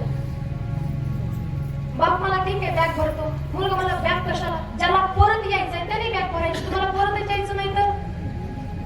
बरं ठीक आहे चला. बसले सगळे ट्रेन मध्ये, निघाले. ट्रेन पोचली रात्री 12 वाजता. कुठं? काशी. रात्री 12 वाजता ट्रेन काशी मध्ये पोचल्याबरोबर स्टेशनला उतरले. बापाने सांगितलं रात्रीचे 12 वाजले आणि असं मध्यरात्री कुठे थांबणं बरं वाटत नाही, एखादी धर्मशाळा बघ, धर्मशाळेमध्ये आपण थांबू म्हणे, जाऊ आपण. मुलाने विचार केला, या वेळेला जर आपण धर्मशाळेमध्ये गेलो आणि सकाळी उठून जर याला गंगेमध्ये ढकलायचं म्हटलं तर सगळ्याला कळेल मी याला ढकलून देतो म्हणून. आताच योग्य वेळ आहे, कोणीही बघणार नाही, मी ढकललं तरी मारलं तरी कोणी याला वाचवायला येणार नाही. रात्रीचे 12 वाजता हीच संधी याला गंगेमध्ये ढकलून द्यायची. मुलाने नुसतंच कारण सांगितलं बापाला, म्हणे तसं नाही, ज्या वेळेला काही नियम वगैरे काही नाही बरं, पण याला ढकलून द्यायचं होतं. याने बापाला सांगितलं, ज्या वेळेला तुम्ही तीर्थक्षेत्रावरती उतरतात त्याच वेळेला गंगेमध्ये स्नान केलं पाहिजे. बापाला ते पटलं, त्याला वाटलं बहुतेक असंच आहे काही की, तुम्हाला ठीक आहे. मग गंगेमध्ये स्नान करायला गेले. बापाने सांगितलं, माझं वय झाले, थंड पाणी मला सहन होत नाही, तुझा पुढे मी थोडं बाजूला आंघोळ करतो, पाण्यावरती आपल्या इथंच माझं ब्रह्मस्नान होईल, नको म्हणे. मुलगा म्हणला तसं नसतं, तीर्थक्षेत्राचा नियम आहे, नाभीपर्यंत पाणी गेलं पाहिजे, कमरेपर्यंत पाणी आलं पाहिजे. बापूला बरं ठीक आहे. मग बापाच्या हाताला धरलं, बापाच्या हाताला धरून कमरेपर्यंत पाणी आलं, आतमध्ये पाण्यात नेलं, नाकात पाणी जाऊ लागलं. तो मला हात सोडा, हात सोडा, सोडायला तयार नाही मुलगा. मुलगाही हात सोडणार आणि बापही हात सोडणार. समोर एक खड्डा होता त्या पाण्यामध्ये. मुलाने हात धरला कोणाचा? बापाचा. खड्ड्यात ढकलून देतय, इकडच्या हाताने ढकलून देतात तोपर्यंत म्हाताऱ्याने इकडचा हात पकडला. मुलगा म्हणला माझा हात पकडू नका, सोडा म्हणे मला, सोडा मला, तुम्हाला घरी घेऊन जायचं नाही. बापाने सांगितलं मला तरी म्हणून तुझ्या सोबत यायचं म्हणे, मलाही तुझ्या सोबत यायचं नाही. रोज तुझ्या शाप शिवाय घेण्यापेक्षा, रोज तुझे कुणाने ऐकण्यापेक्षा गंगेमध्ये उडी मारून मेलेलं परवडलं. मलाही तुझ्या सोबत यायचं नाहीये, पण माझी शेवटची एक इच्छा आहे. आणि कुठली? म्हणे मला थोडं पुढच्या घाटावरती नेऊन दे. मला इथं नको, मला थोडं पुढच्या घाटावरती नाही. मुलगा म्हणला इथं ढकललं तरी मरणारच आहे, पुढे ढकललं तरी मरणारच आहे, इथं तिथं काय फरक आहे? बाप काय म्हटला नाही, मी इथं ढकलू नको का म्हणतो आणि पुढच्याच घाटावर नेऊन ढकल का म्हणतोय, कारण मी माझ्या बापाला त्याच घाटावर टाकून दिलं. केले कर्म झाले तेच भोग आहे, जे त्याच्या बापाने केलं होतं तेच पुढे मुलाच्या रूपामध्ये त्याच्या वाटेला आहे. सांगण्याचा मुद्दा काय? सुख दुःख कोणीही बाहेरून देत नाही, आपलं कर्म आपल्याला दुःख देतं. तसा प्रश्न केला नारदांनी, तुम्ही एवढे ग्रंथ लिहिले पण दुःखी का? काय चुकीचं कर्म केलंय का तुम्ही? सांगा. त्यावेळेस व्यासजी म्हणतात, नारदा, मी लाखो श्लोकांचं महाभारत रचलं, अनेक धर्मग्रंथ लिहिले, पण नेमकं माझ्या मनाला समाधान का नाही, माझं मन स्थिर का नाही, याचं का? त्या आईने सांगितलं, म्हणे महाराज, तरुण वयामध्ये माझे पती गेले, माझ्या जीवनाचा आधार जर कोण असेल तर तो फक्त माझा मुलगा आहे. पतीशिवाय मी माझं जे जीवन जगते ना ते फक्त मी माझ्या मुलाकडे बघून जगते. आणि जर तुम्ही याला तुमच्या सोबत घेऊन गेला तर मी कोणाच्या आधाराने जगणार? जगण्याचा उद्देश काय माझा? नका तुम्ही याला घेऊन जाऊ. संतांनी सांगितलं, नारदा तुम्ही अगोदर तुमच्या आईची सेवा करा. ज्या ज्या वेळेस तुम्हाला आमची आठवण येईल त्यावेळेस तुम्ही फक्त आमचं स्मरण करा, आम्ही तुमच्यापर्यंत पोहोचू. सगळं सांगितलं आणि संत निघाले. पण त्या संतांनी नारदांना सांगितलं होतं, आम्ही तुला श्लोक देतो, त्या श्लोकाचं चिंतन कर. ओम नमो भगवते वासुदेवाय प्रद्युम्नाय अनिरुद्धाय नमः संकर्षणाय. श्लोक दिला. नारदजी रोज त्या श्लोकाचं चिंतन करायचे, रोज श्लोकाचं चिंतन करायचे. पण झालं असं, चिंतन करता करता करता करता अंतःकरणामध्ये एक भगवंताची छबी प्रगट झाली. त्या नामाने, त्या ध्यानाने रोज त्या श्लोकाचं चिंतन करायचे. पण एके दिवशी झालं असं, नारदांची आई गायीची धार करण्याकरता मग गोठ्यामध्ये गेली. सर्पदंशाने नारदांच्या आईचा मृत्यू झाला. कधीच न रडणारे नारदजी एवढे रडले की नारदांच्या रडण्याचा आरपार राहिला नाही. दोन्ही घटनेचा आनंद आहे. एका बाजूने आनंद आहे, जाऊ दे म्हणे, चला आई गेली, देवाचं भक्ती करायला मोकळी झाली. पण एका बाजूने दुःख आहे की माझी आई गेली. दोन्ही घटनेमध्ये नारदजी अडकले. कधी न रडणारे नारदजी एवढे रडू लागले. नारदांच्या त्या चरित्राचा विस्तार करताना सुद्धा महाराज व्याख्या होत नाही. इतकं नारदांचं चरित्र प्रथम स्कंदामध्ये सांगितलं. इतकं दुःख नारदांना झालं. खूप सेवा केली नारदांनी आईची, खूप. तारुण्य वयामध्ये वडील गेले. आपला आधार फक्त आपली आई आहे. एवढी सेवा केली, त्या सेवेचा आरपार राहिला नाही. त्याला काय बोलावं काय नारदांच्या चरित्राविषयी. एक माता माऊली होती. जाता जाता प्रसंग आठवतो म्हणून सांगते मी. एका डोळ्याने आंधळी होती आणि तिचा पती देशाची सेवा करता करता, देशामध्ये सेवा करत करत त्याचे प्राण त्यागले होते. त्याने समर्पित झाला होता. पण त्याची पत्नी जी होती ती एका डोळ्याने आंधळी होती आणि तिला एक मुलगा होता. पण त्या माता माऊलीनं आपल्या मुलाविषयी आपल्या मुलाशी स्वप्न बाळगलेलं होतं. कुठलं? काय स्वप्न होतं? की आपला मुलगा एक जिल्हाधिकारी बनावा. तिचं स्वप्न होतं, आपला मुलगा एक जिल्हाधिकारी बनावा. आपल्या मुलाला बाप नाहीये, आपण एकटेच आहोत. आपण रोज लोकांच्या घरचं काम करायचं, पण आपल्या मुलाला जिल्हाधिकारी बनवायचं. कोणाचं? तिचं स्वप्न होतं. एका डोळ्याने आंधळी, मुलगा 10वीच्या वर्गामध्ये. पण झालं असं, हा शाळेत गेला की रोज याला मुलं चिडवायची. आंधळीचा मुलगा आला, आंधळीचा मुलगा आला, आंधळीचा मुलगा आला. याला फार वाईट वाटायचं. आंधळीचा मुलगा आला म्हटल्याबरोबर याला एवढं वाईट वाटायचं. हा घरी आल्यावर आईला विचारायचा, आई तू एका डोळ्याने आंधळी काय आहेस ग? रोज शाळेत गेले की मला पोरं म्हणतात आंधळीचा मुलगा आला, आंधळीचा मुलगा आला, आंधळी. तू एका डोळ्याने आंधळी काय, सांग ना मला. त्यावेळेस तिने सांगितलं, बाळा मी आंधळी का आहे ही सांगण्याची आता वेळ नाही, पण ज्या वेळेस योग्य वेळ येईल ना त्यावेळेस मी सांगेल की मी एका डोळ्याने का आंधळी आहे. पण आता विचारू नको मला. ठीक. ही रोज लोकांच्या घरचं काम करायची. मुलाला फार शिकवलं, एवढं शिकवलं. पुण्यासारख्या शहरामध्ये त्याला शिकायला पाठवलं. सगळं एज्युकेशन दिलं. बघता बघता काही कालावधीमध्ये व्यतीत झाला. पण झालं असं, एवढं त्याला शिकवण्यासारखं त्याच्या कष्टाचं चीज त्या मुलाने केलं. तो एक जिल्हाधिकारी झाला. जिल्हाधिकारी झाला तो मुलगा. पण जिल्हाधिकारी झाल्याच्या नंतर गावामध्ये ग्रामपंचायत मध्ये त्याचा सत्कार करायचा ठरवला. सत्कार करायचा म्हणून गावाकडे तो आला. पण गावाकडे आल्याच्या नंतर अगोदर आईला भेटायला आला. आईला म्हटलं, आई हे बघ, गावामध्ये ग्रामपंचायत मध्ये माझा सत्कार आहे, पण तो सत्कार होत असताना तू माझ्या व्यासपीठावर यायचं नाही.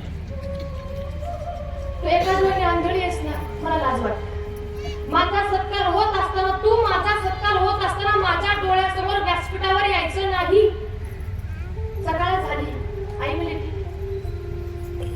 सगळे साहेब लोक आले. ग्रामपंचायतीला सत्कार ठरला.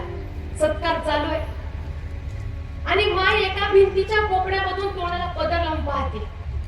अरे ज्याच्याकरता एवढे कष्ट घेतले, एवढा त्रास सहन केला, लोकांच्या घरचं काम केलं, काय नाही केलं याच्याकरता, तो मुलगा म्हणतो माझ्या व्यासपीठावर यायचं नाही. तुझी लाज वाटते?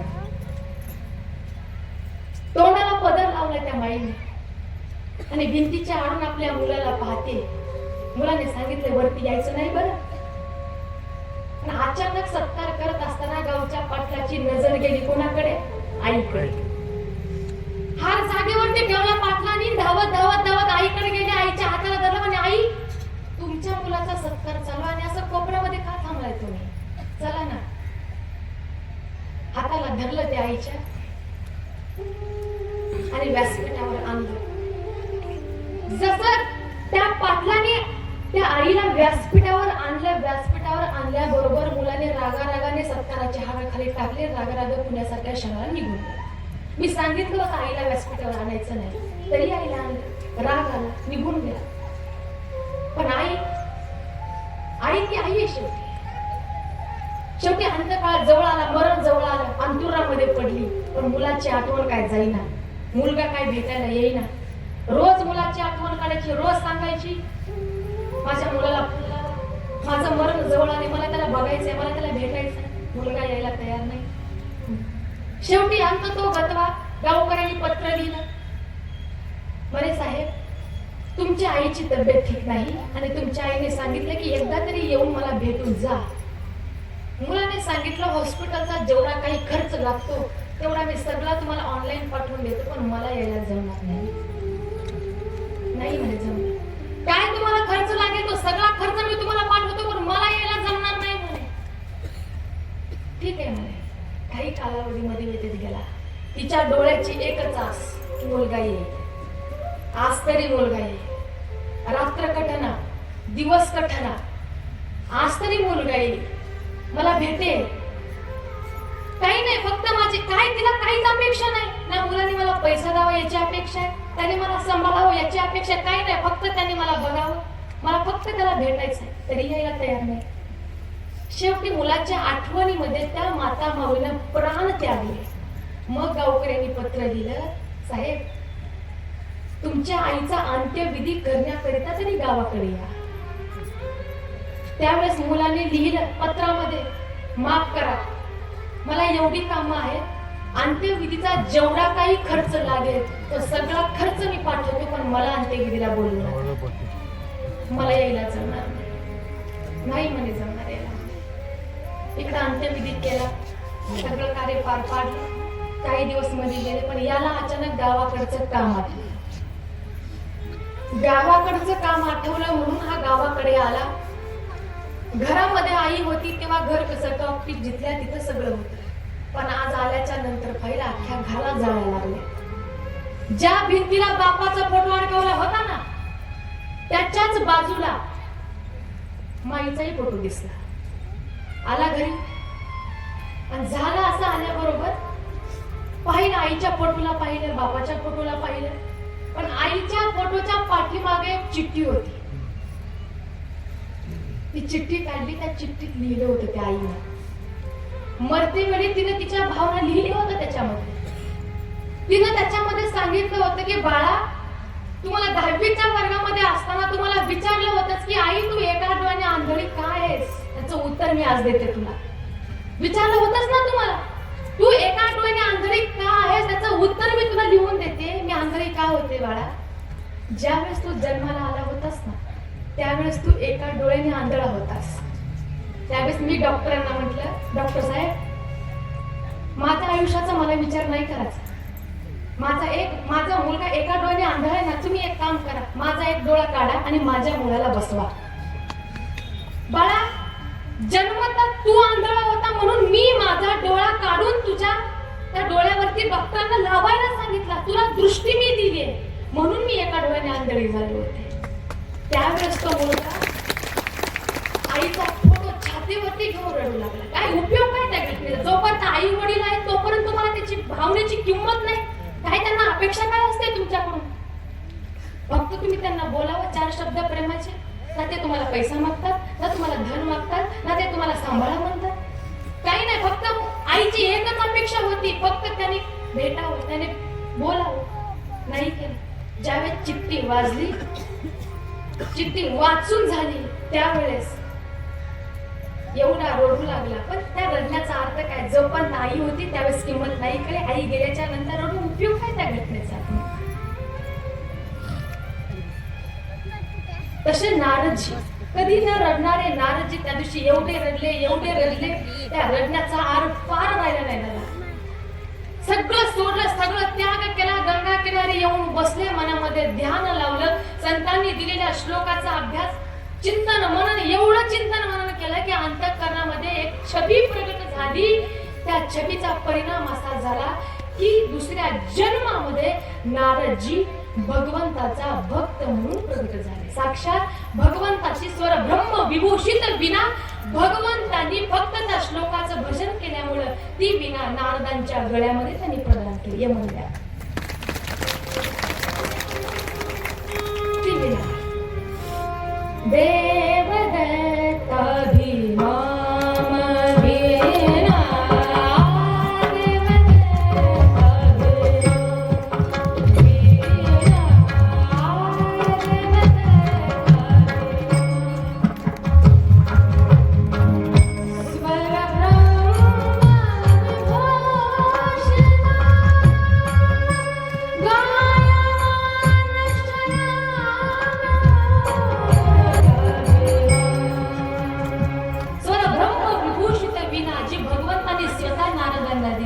मूर्छयित्वा हरिकथा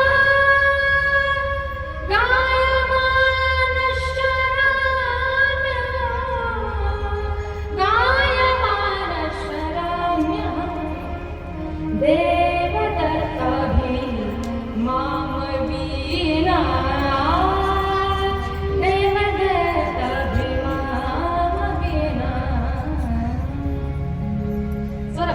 विभूषित विना मूर्छयित्वा हरी कथा.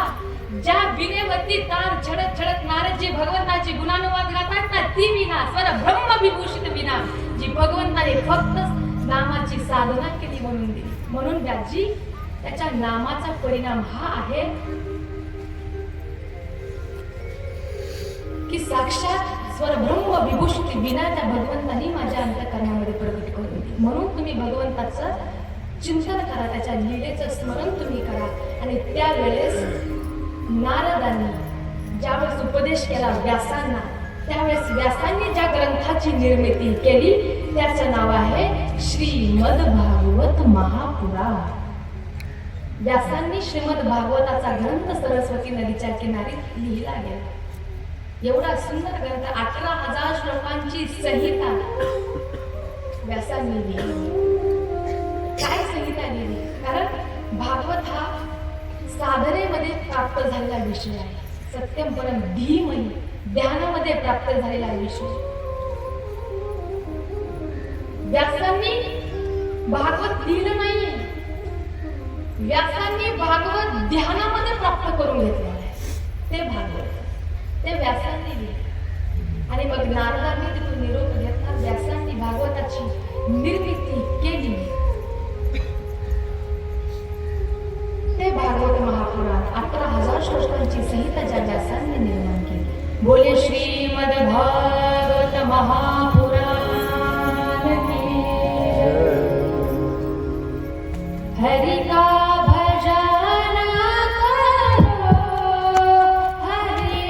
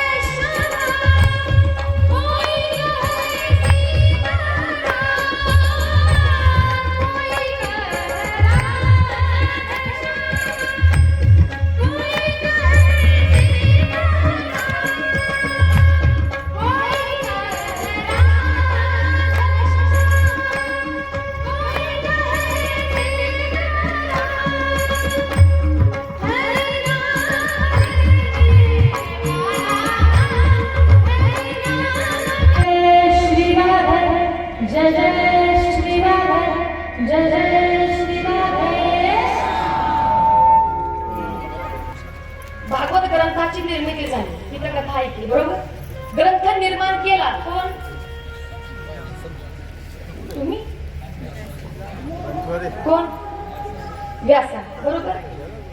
व्यासाने ग्रंथ निर्माण केला. आता व्यासांना प्रश्न पडला, ग्रंथ तर निर्माण केला पण द्यायचा कोणाकडे? ग्रंथ निर्माण केला, 18,000 श्लोकांची संहिता निर्माण केली, गोष्ट बरोबर आहे. पण याला अधिकारी लागतो ना. याच्या अगोदर आपण अधिकाराची चर्चा करून आलोय ना. भागवत म्हणता अधिकारी व्यक्ती पाहिजे.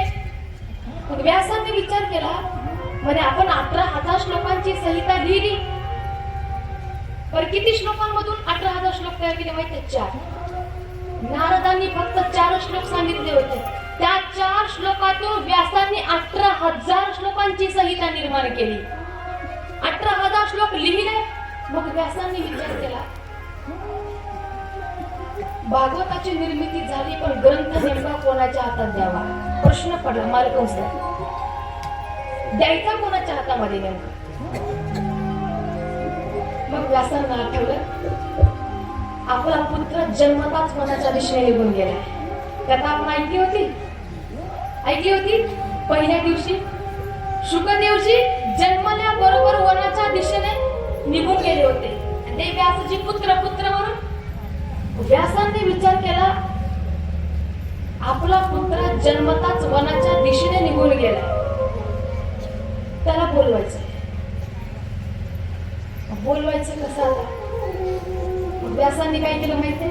आपल्या आश्रमामधल्या काही विद्यार्थ्यांना श्लोक शिकवले. मार्गवंश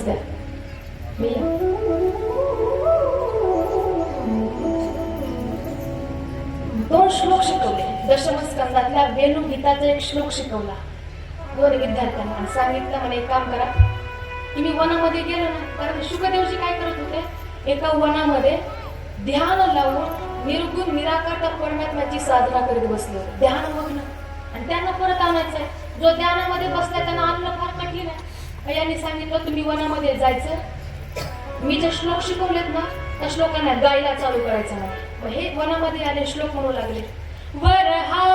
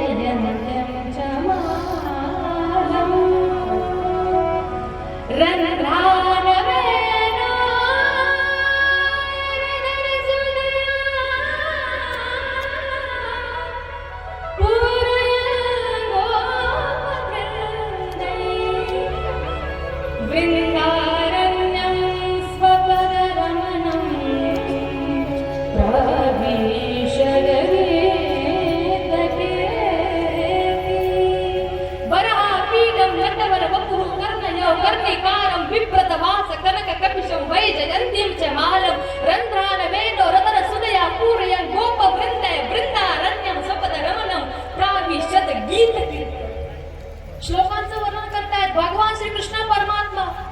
वैजयंतींच मालम. भगवान श्रीकृष्ण परमात्मा हजारो गायींना घेऊन वृंदावनामध्ये प्रवेश करतायत. वैजयंती माळ, गळ्यामध्ये वैजयंती माळ आहे, कानामध्ये कुंडल आहे, कपुले गाल आहे, डोळ्याला काजळ लावले, कमरेला कंबरपट्टा बांधलाय, मध्ये बासरी लावली आणि हजारो गायींच्या मध्ये कृष्ण परमात्मा वृंदावनामध्ये प्रवेश करतायत. हा श्लोक ऐकला कोण? शुकदेवांनी. अरे एवढा सुंदर, एवढा गोड आहे तरी कोण? बघितलं पाहिजे. इतका दिसायला सुंदर आहे तरी कोण? म्हणून धावत अर्ध्या रस्त्यापर्यंत आले. म्हणे गेलं पाहिजे, बघितलं पाहिजे. परत तिथं थांबले. आणि नाही, दिसायला चांगला, गुणांनी कसा आहे काय माहिती, दिसणं नाही म्हणे, गुण पण असले पाहिजे. परत माघारी आला. परत जागेवरती येऊन ध्यान लावलं. तोपर्यंत दुसरा श्लोक कानावरती आला. अहो बकीयम स्तनकालकोटम, अहो बकीयम स्तनकालकोटम, जिघांसया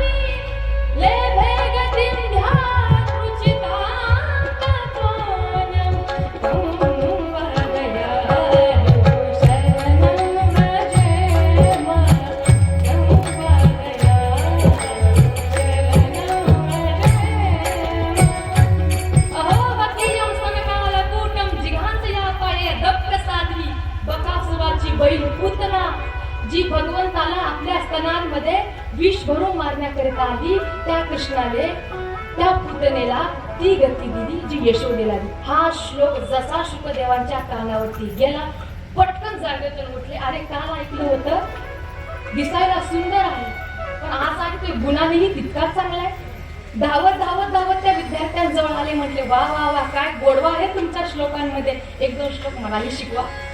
विद्यार्थी म्हटले आम्हाला फक्त 2 श्लोक येतात, पण आमच्या गुरुजींना 18,000 श्लोक येतात. म्हणे कुठे आहेत? म्हणे चला, यांना घेऊन जाण्याकरता चालले होते. जो मुलगा जन्मताच वनाच्या दिशेने निघून गेला होता, तो मुलगा बापाच्या 2 श्लोकावरती परत माघारी आला. घरी आला, पाहिलं हे साक्षात आपले वडील आहेत, प्रणाम केला आणि ती भागवत व्यासांनी शुकदेवाच्या हातामध्ये दिली. ती श्रीमद भागवत शुकदेवाने परीक्षित राजाला सांगितली. आता हा परीक्षिती राजा कोण, याची कथा आपल्याला ऐकायची. काय परीक्षिती राजाच्या जीवनामध्ये असं काय घडलं की जेणेकरून परीक्षिती राजाला 7 दिवस एकाग्र चित्ताने भागवत ऐकावी लागली. तो परीक्षिती कोण याची कथा आपल्याला ऐकायची, पण 2 मिनिट सगळ्यांनी एकदा फ्रेश मस्तीमध्ये भजन गायचं. चला सगळ्यांनी गायचं, आनंदामध्ये गाडी वाजवायची.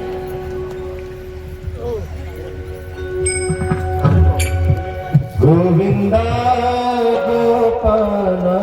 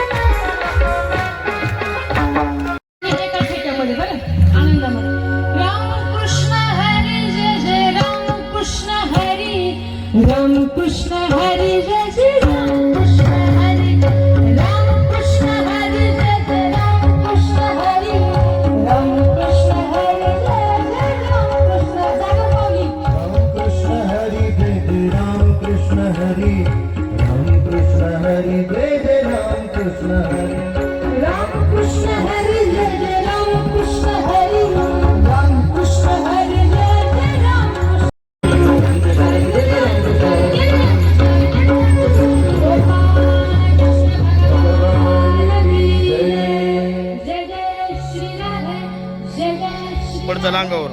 जय जय श्रीराधे. आता आलं डोक्यात श्लोक सांगितले. ग्रंथ शुकदेवांनी परीक्षिती राजाला सांगा. परीक्षिती राजा कोण याची कथा फक्त 10 मिनिटांमध्ये श्रवण करायची.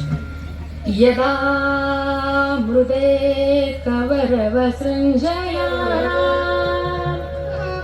वीरश्वतो वीरगतिं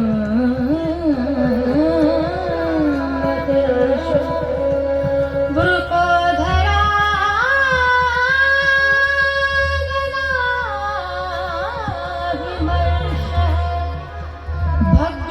भग्नोरुदण्ड धृतराष्ट्रपुत्र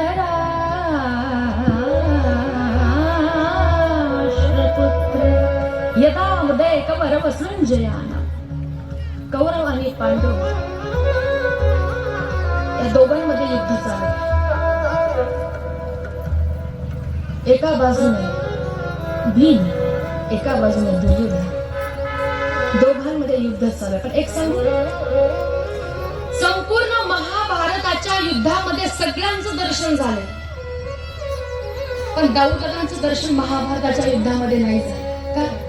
दाऊददांनी विचार केला, कौरवाच्या पक्षात जाऊन जर समोर युद्ध करायचं म्हटलं तर समोर माझा कृष्ण आहे, त्याच्यासोबत कसं काय मी लढू शकतो? आणि कृष्णाच्या पक्षात जाऊन युद्ध करायचं म्हटलं तर पुढे दुर्योधन माझा शिष्य आहे, त्याच्यासोबत कसं काय युद्ध करू मी? दाऊददाने विचार केला, आपण महाभारताच्या युद्धात थांबायचंच नाही, आपण जाऊ म्हणे तीर्थयात्रेला. म्हणून दाऊददा तीर्थयात्रा करण्याकरिता निघाले. सगळी तीर्थयात्रा झाली. सगळी तीर्थयात्रा झाल्यावर युद्धभूमीवरती या दोघांमध्ये युद्ध चालू होतं, दुर्योधन आणि भीम. शेवटच्या प्रसंगामध्ये दाऊददा येऊन पोहोचले. पण झालं असं, युद्ध चालू आहे. जर मला सेनापती पद दिलं असतं तर पांडव राहिले नसते म्हणे. ऐक माझं, अजूनही वेळ नाही गेलेली, ऐक माझं थोडं. दुर्योधन मला ठीक आहे, तुला सेनापती पद द्यायला तयार आहे. सेनापती पद दिलं. सायंकाळची वेळ, हातामध्ये शस्त्र घेतलं. पांडवाला मारण्याकरिता म्हणून अश्वत्थामा निघाला. पण अश्वत्थामाने विचार करायला पाहिजे होता, आपण नेमकं कोणाला मारायला चाललो, कोणाला मारायचं. कक्षामध्ये 5 पांडव नव्हती, पांडवांची 5 छोटी छोटी मुलं झोपलेली होती. आपण कोणाला मारायला आलो याचा तरी विचार करायला पाहिजे होता अश्वत्थामा. काही विचार नाही केला. पांडव आहेत असं समजून 5ही मुलांना शस्त्राने मारलं. काहीतरी हातामध्ये पुरावा लागतो म्हणून 5ही मुलाची केसाला केस केसाला केस असं मुंडके बांधली, हातामध्ये घेतलं आणि दुर्योधनाच्या जवळ आला. दुर्योधन म्हटलं होतं ना मी तुला, मी एकही पांडवाला जिवंत सोडणार नाही. पण ते कोणी पाहिलं? दुर्योधनाने. दुर्योधन म्हटलं, अश्वत्थामा तू तर पाणी पाजणारे शिल्लक नाही रे ठेवला. ज्या आरती पांडव पुत्र मेले त्या आरती पांडव जिवंत आहे. अर्जुनासारखा महायोद्धा जर या धर्तीवरती जिवंत असेल, तुझा मृत्यू निश्चित आहे. तुला जीव वाचवण्याच्या धाकाने जिथं कुठं लपता येईल तिथं तू लप जा. पण इकडे भगवान श्रीकृष्ण परमात्मा, अर्जुन, नकुल, सहदेव 5ही पांडव शरयू नदीवरून परत आले. पाहिलं आपल्या कक्षेमधून रक्ताचा झरा वाहत होतोय. द्रौपदी दुःखी आहे. भगवान श्रीकृष्ण परमात्मा, अर्जुन पाहत आहेत की आपल्या कक्षेमध्ये असं झालंय काय. इतका दुःखाचा डोंगर त्या द्रौपदीच्या मनावरती. ती द्रौपदी इतकी खिन्न होऊन, इतकी खिन्न, इतकं. मग भगवान श्रीकृष्ण परमात्मा अर्जुन अश्वत्थाम्याला पकडण्याकरिता निघाले. पण अश्वत्थाम्याच्या लक्षात आलं अर्जुन आपल्याला पकडण्याकरता येतोय म्हटल्याबरोबर ब्रह्मास्त्राचं आवाहन केलं. अर्जुनाच्या लक्षात आलं हे काय आहे, कुठून येतोय. कृष्ण कृष्ण महाभाव भक्त नाम भयंकर. देवा हे काय आहे, कुठून येतोय, कसं काय करू. भगवंतांनी सांगितलं तू शस्त्रविद्या चांगली जाणतोस, तुझ्या शस्त्रविद्येनं हे ब्रह्मास्त्र शमवून घे. अर्जुनाने तसं केलं. त्याला पकडलं आणि द्रौपदीच्या समोर आणून उभं केलं. पण आता द्रौपदीचे विचार पहा बरं. जिचे 5 मुलं अश्वत्थाम्याने मारले, तिच्या समोर आणून अश्वत्थाम्याला उभं केलंय. उभं केल्याबरोबर, त्याला आणल्याबरोबर द्रौपदी त्याला बघून काय म्हणते, देवा सोडून द्या म्हणे याला. कोण म्हणतं? नको म्हणे, याला सोडून द्या. कृष्ण मला काय बोलतेस? ज्याने तुझ्या 5 मुलाला मारलं, बरं त्याला पकडून आणायला तू सांगितलं म्हणून आम्ही आणलं, आणि आता सोडून द्यायची भाषा करतेस? ही कुठली भाषा झाली तुझी? त्यावेळेस द्रौपदी काय म्हटली माहिती? मला द्रौपदीच्या विचाराची प्रगल्भता तुम्हाला सांगायची. तेवढ्या परिस्थितीमध्ये सुद्धा द्रौपदीचे विचार काय होते?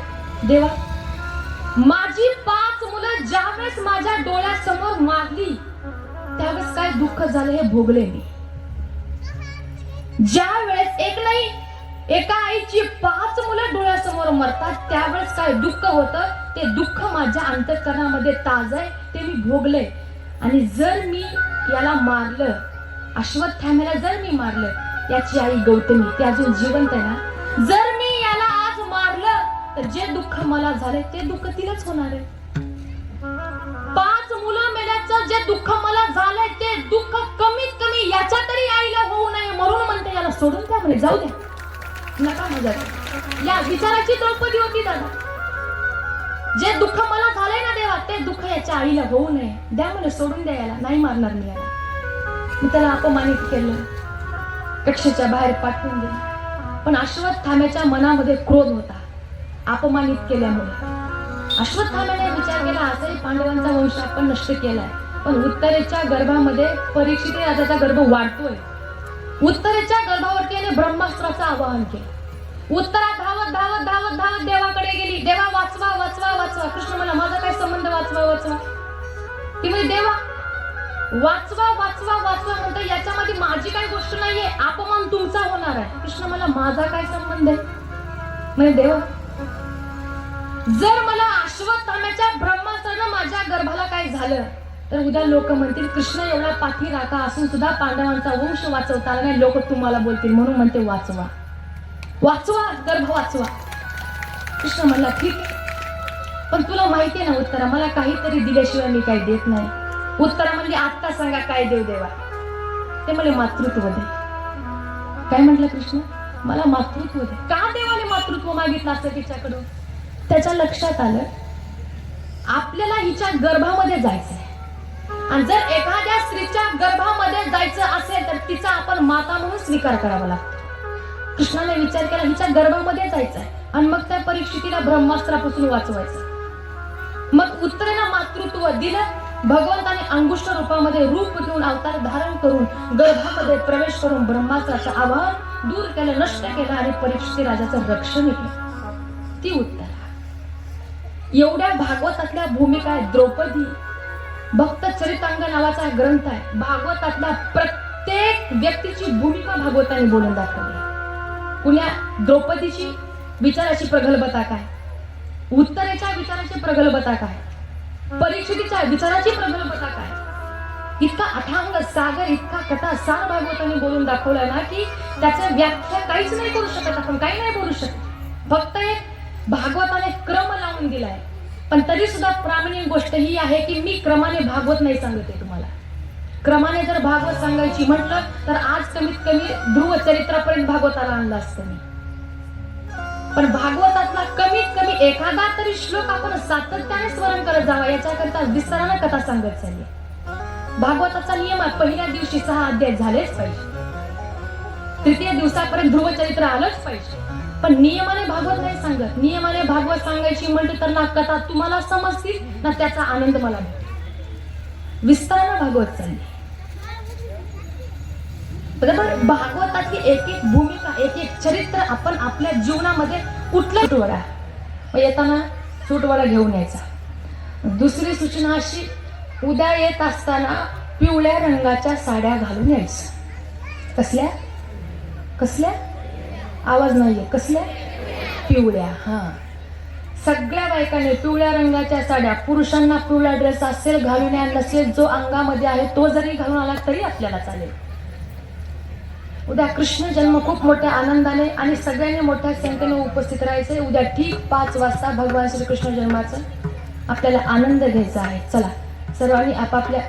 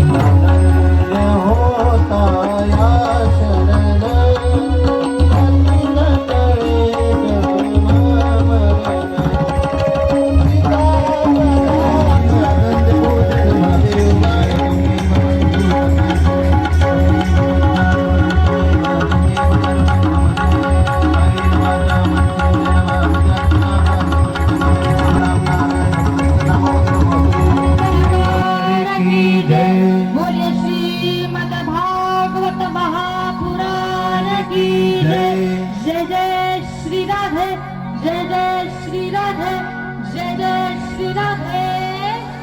गणपती बाप्पा, गणपती बाप्पा, मंगल मूर्ती, मंगल मूर्ती.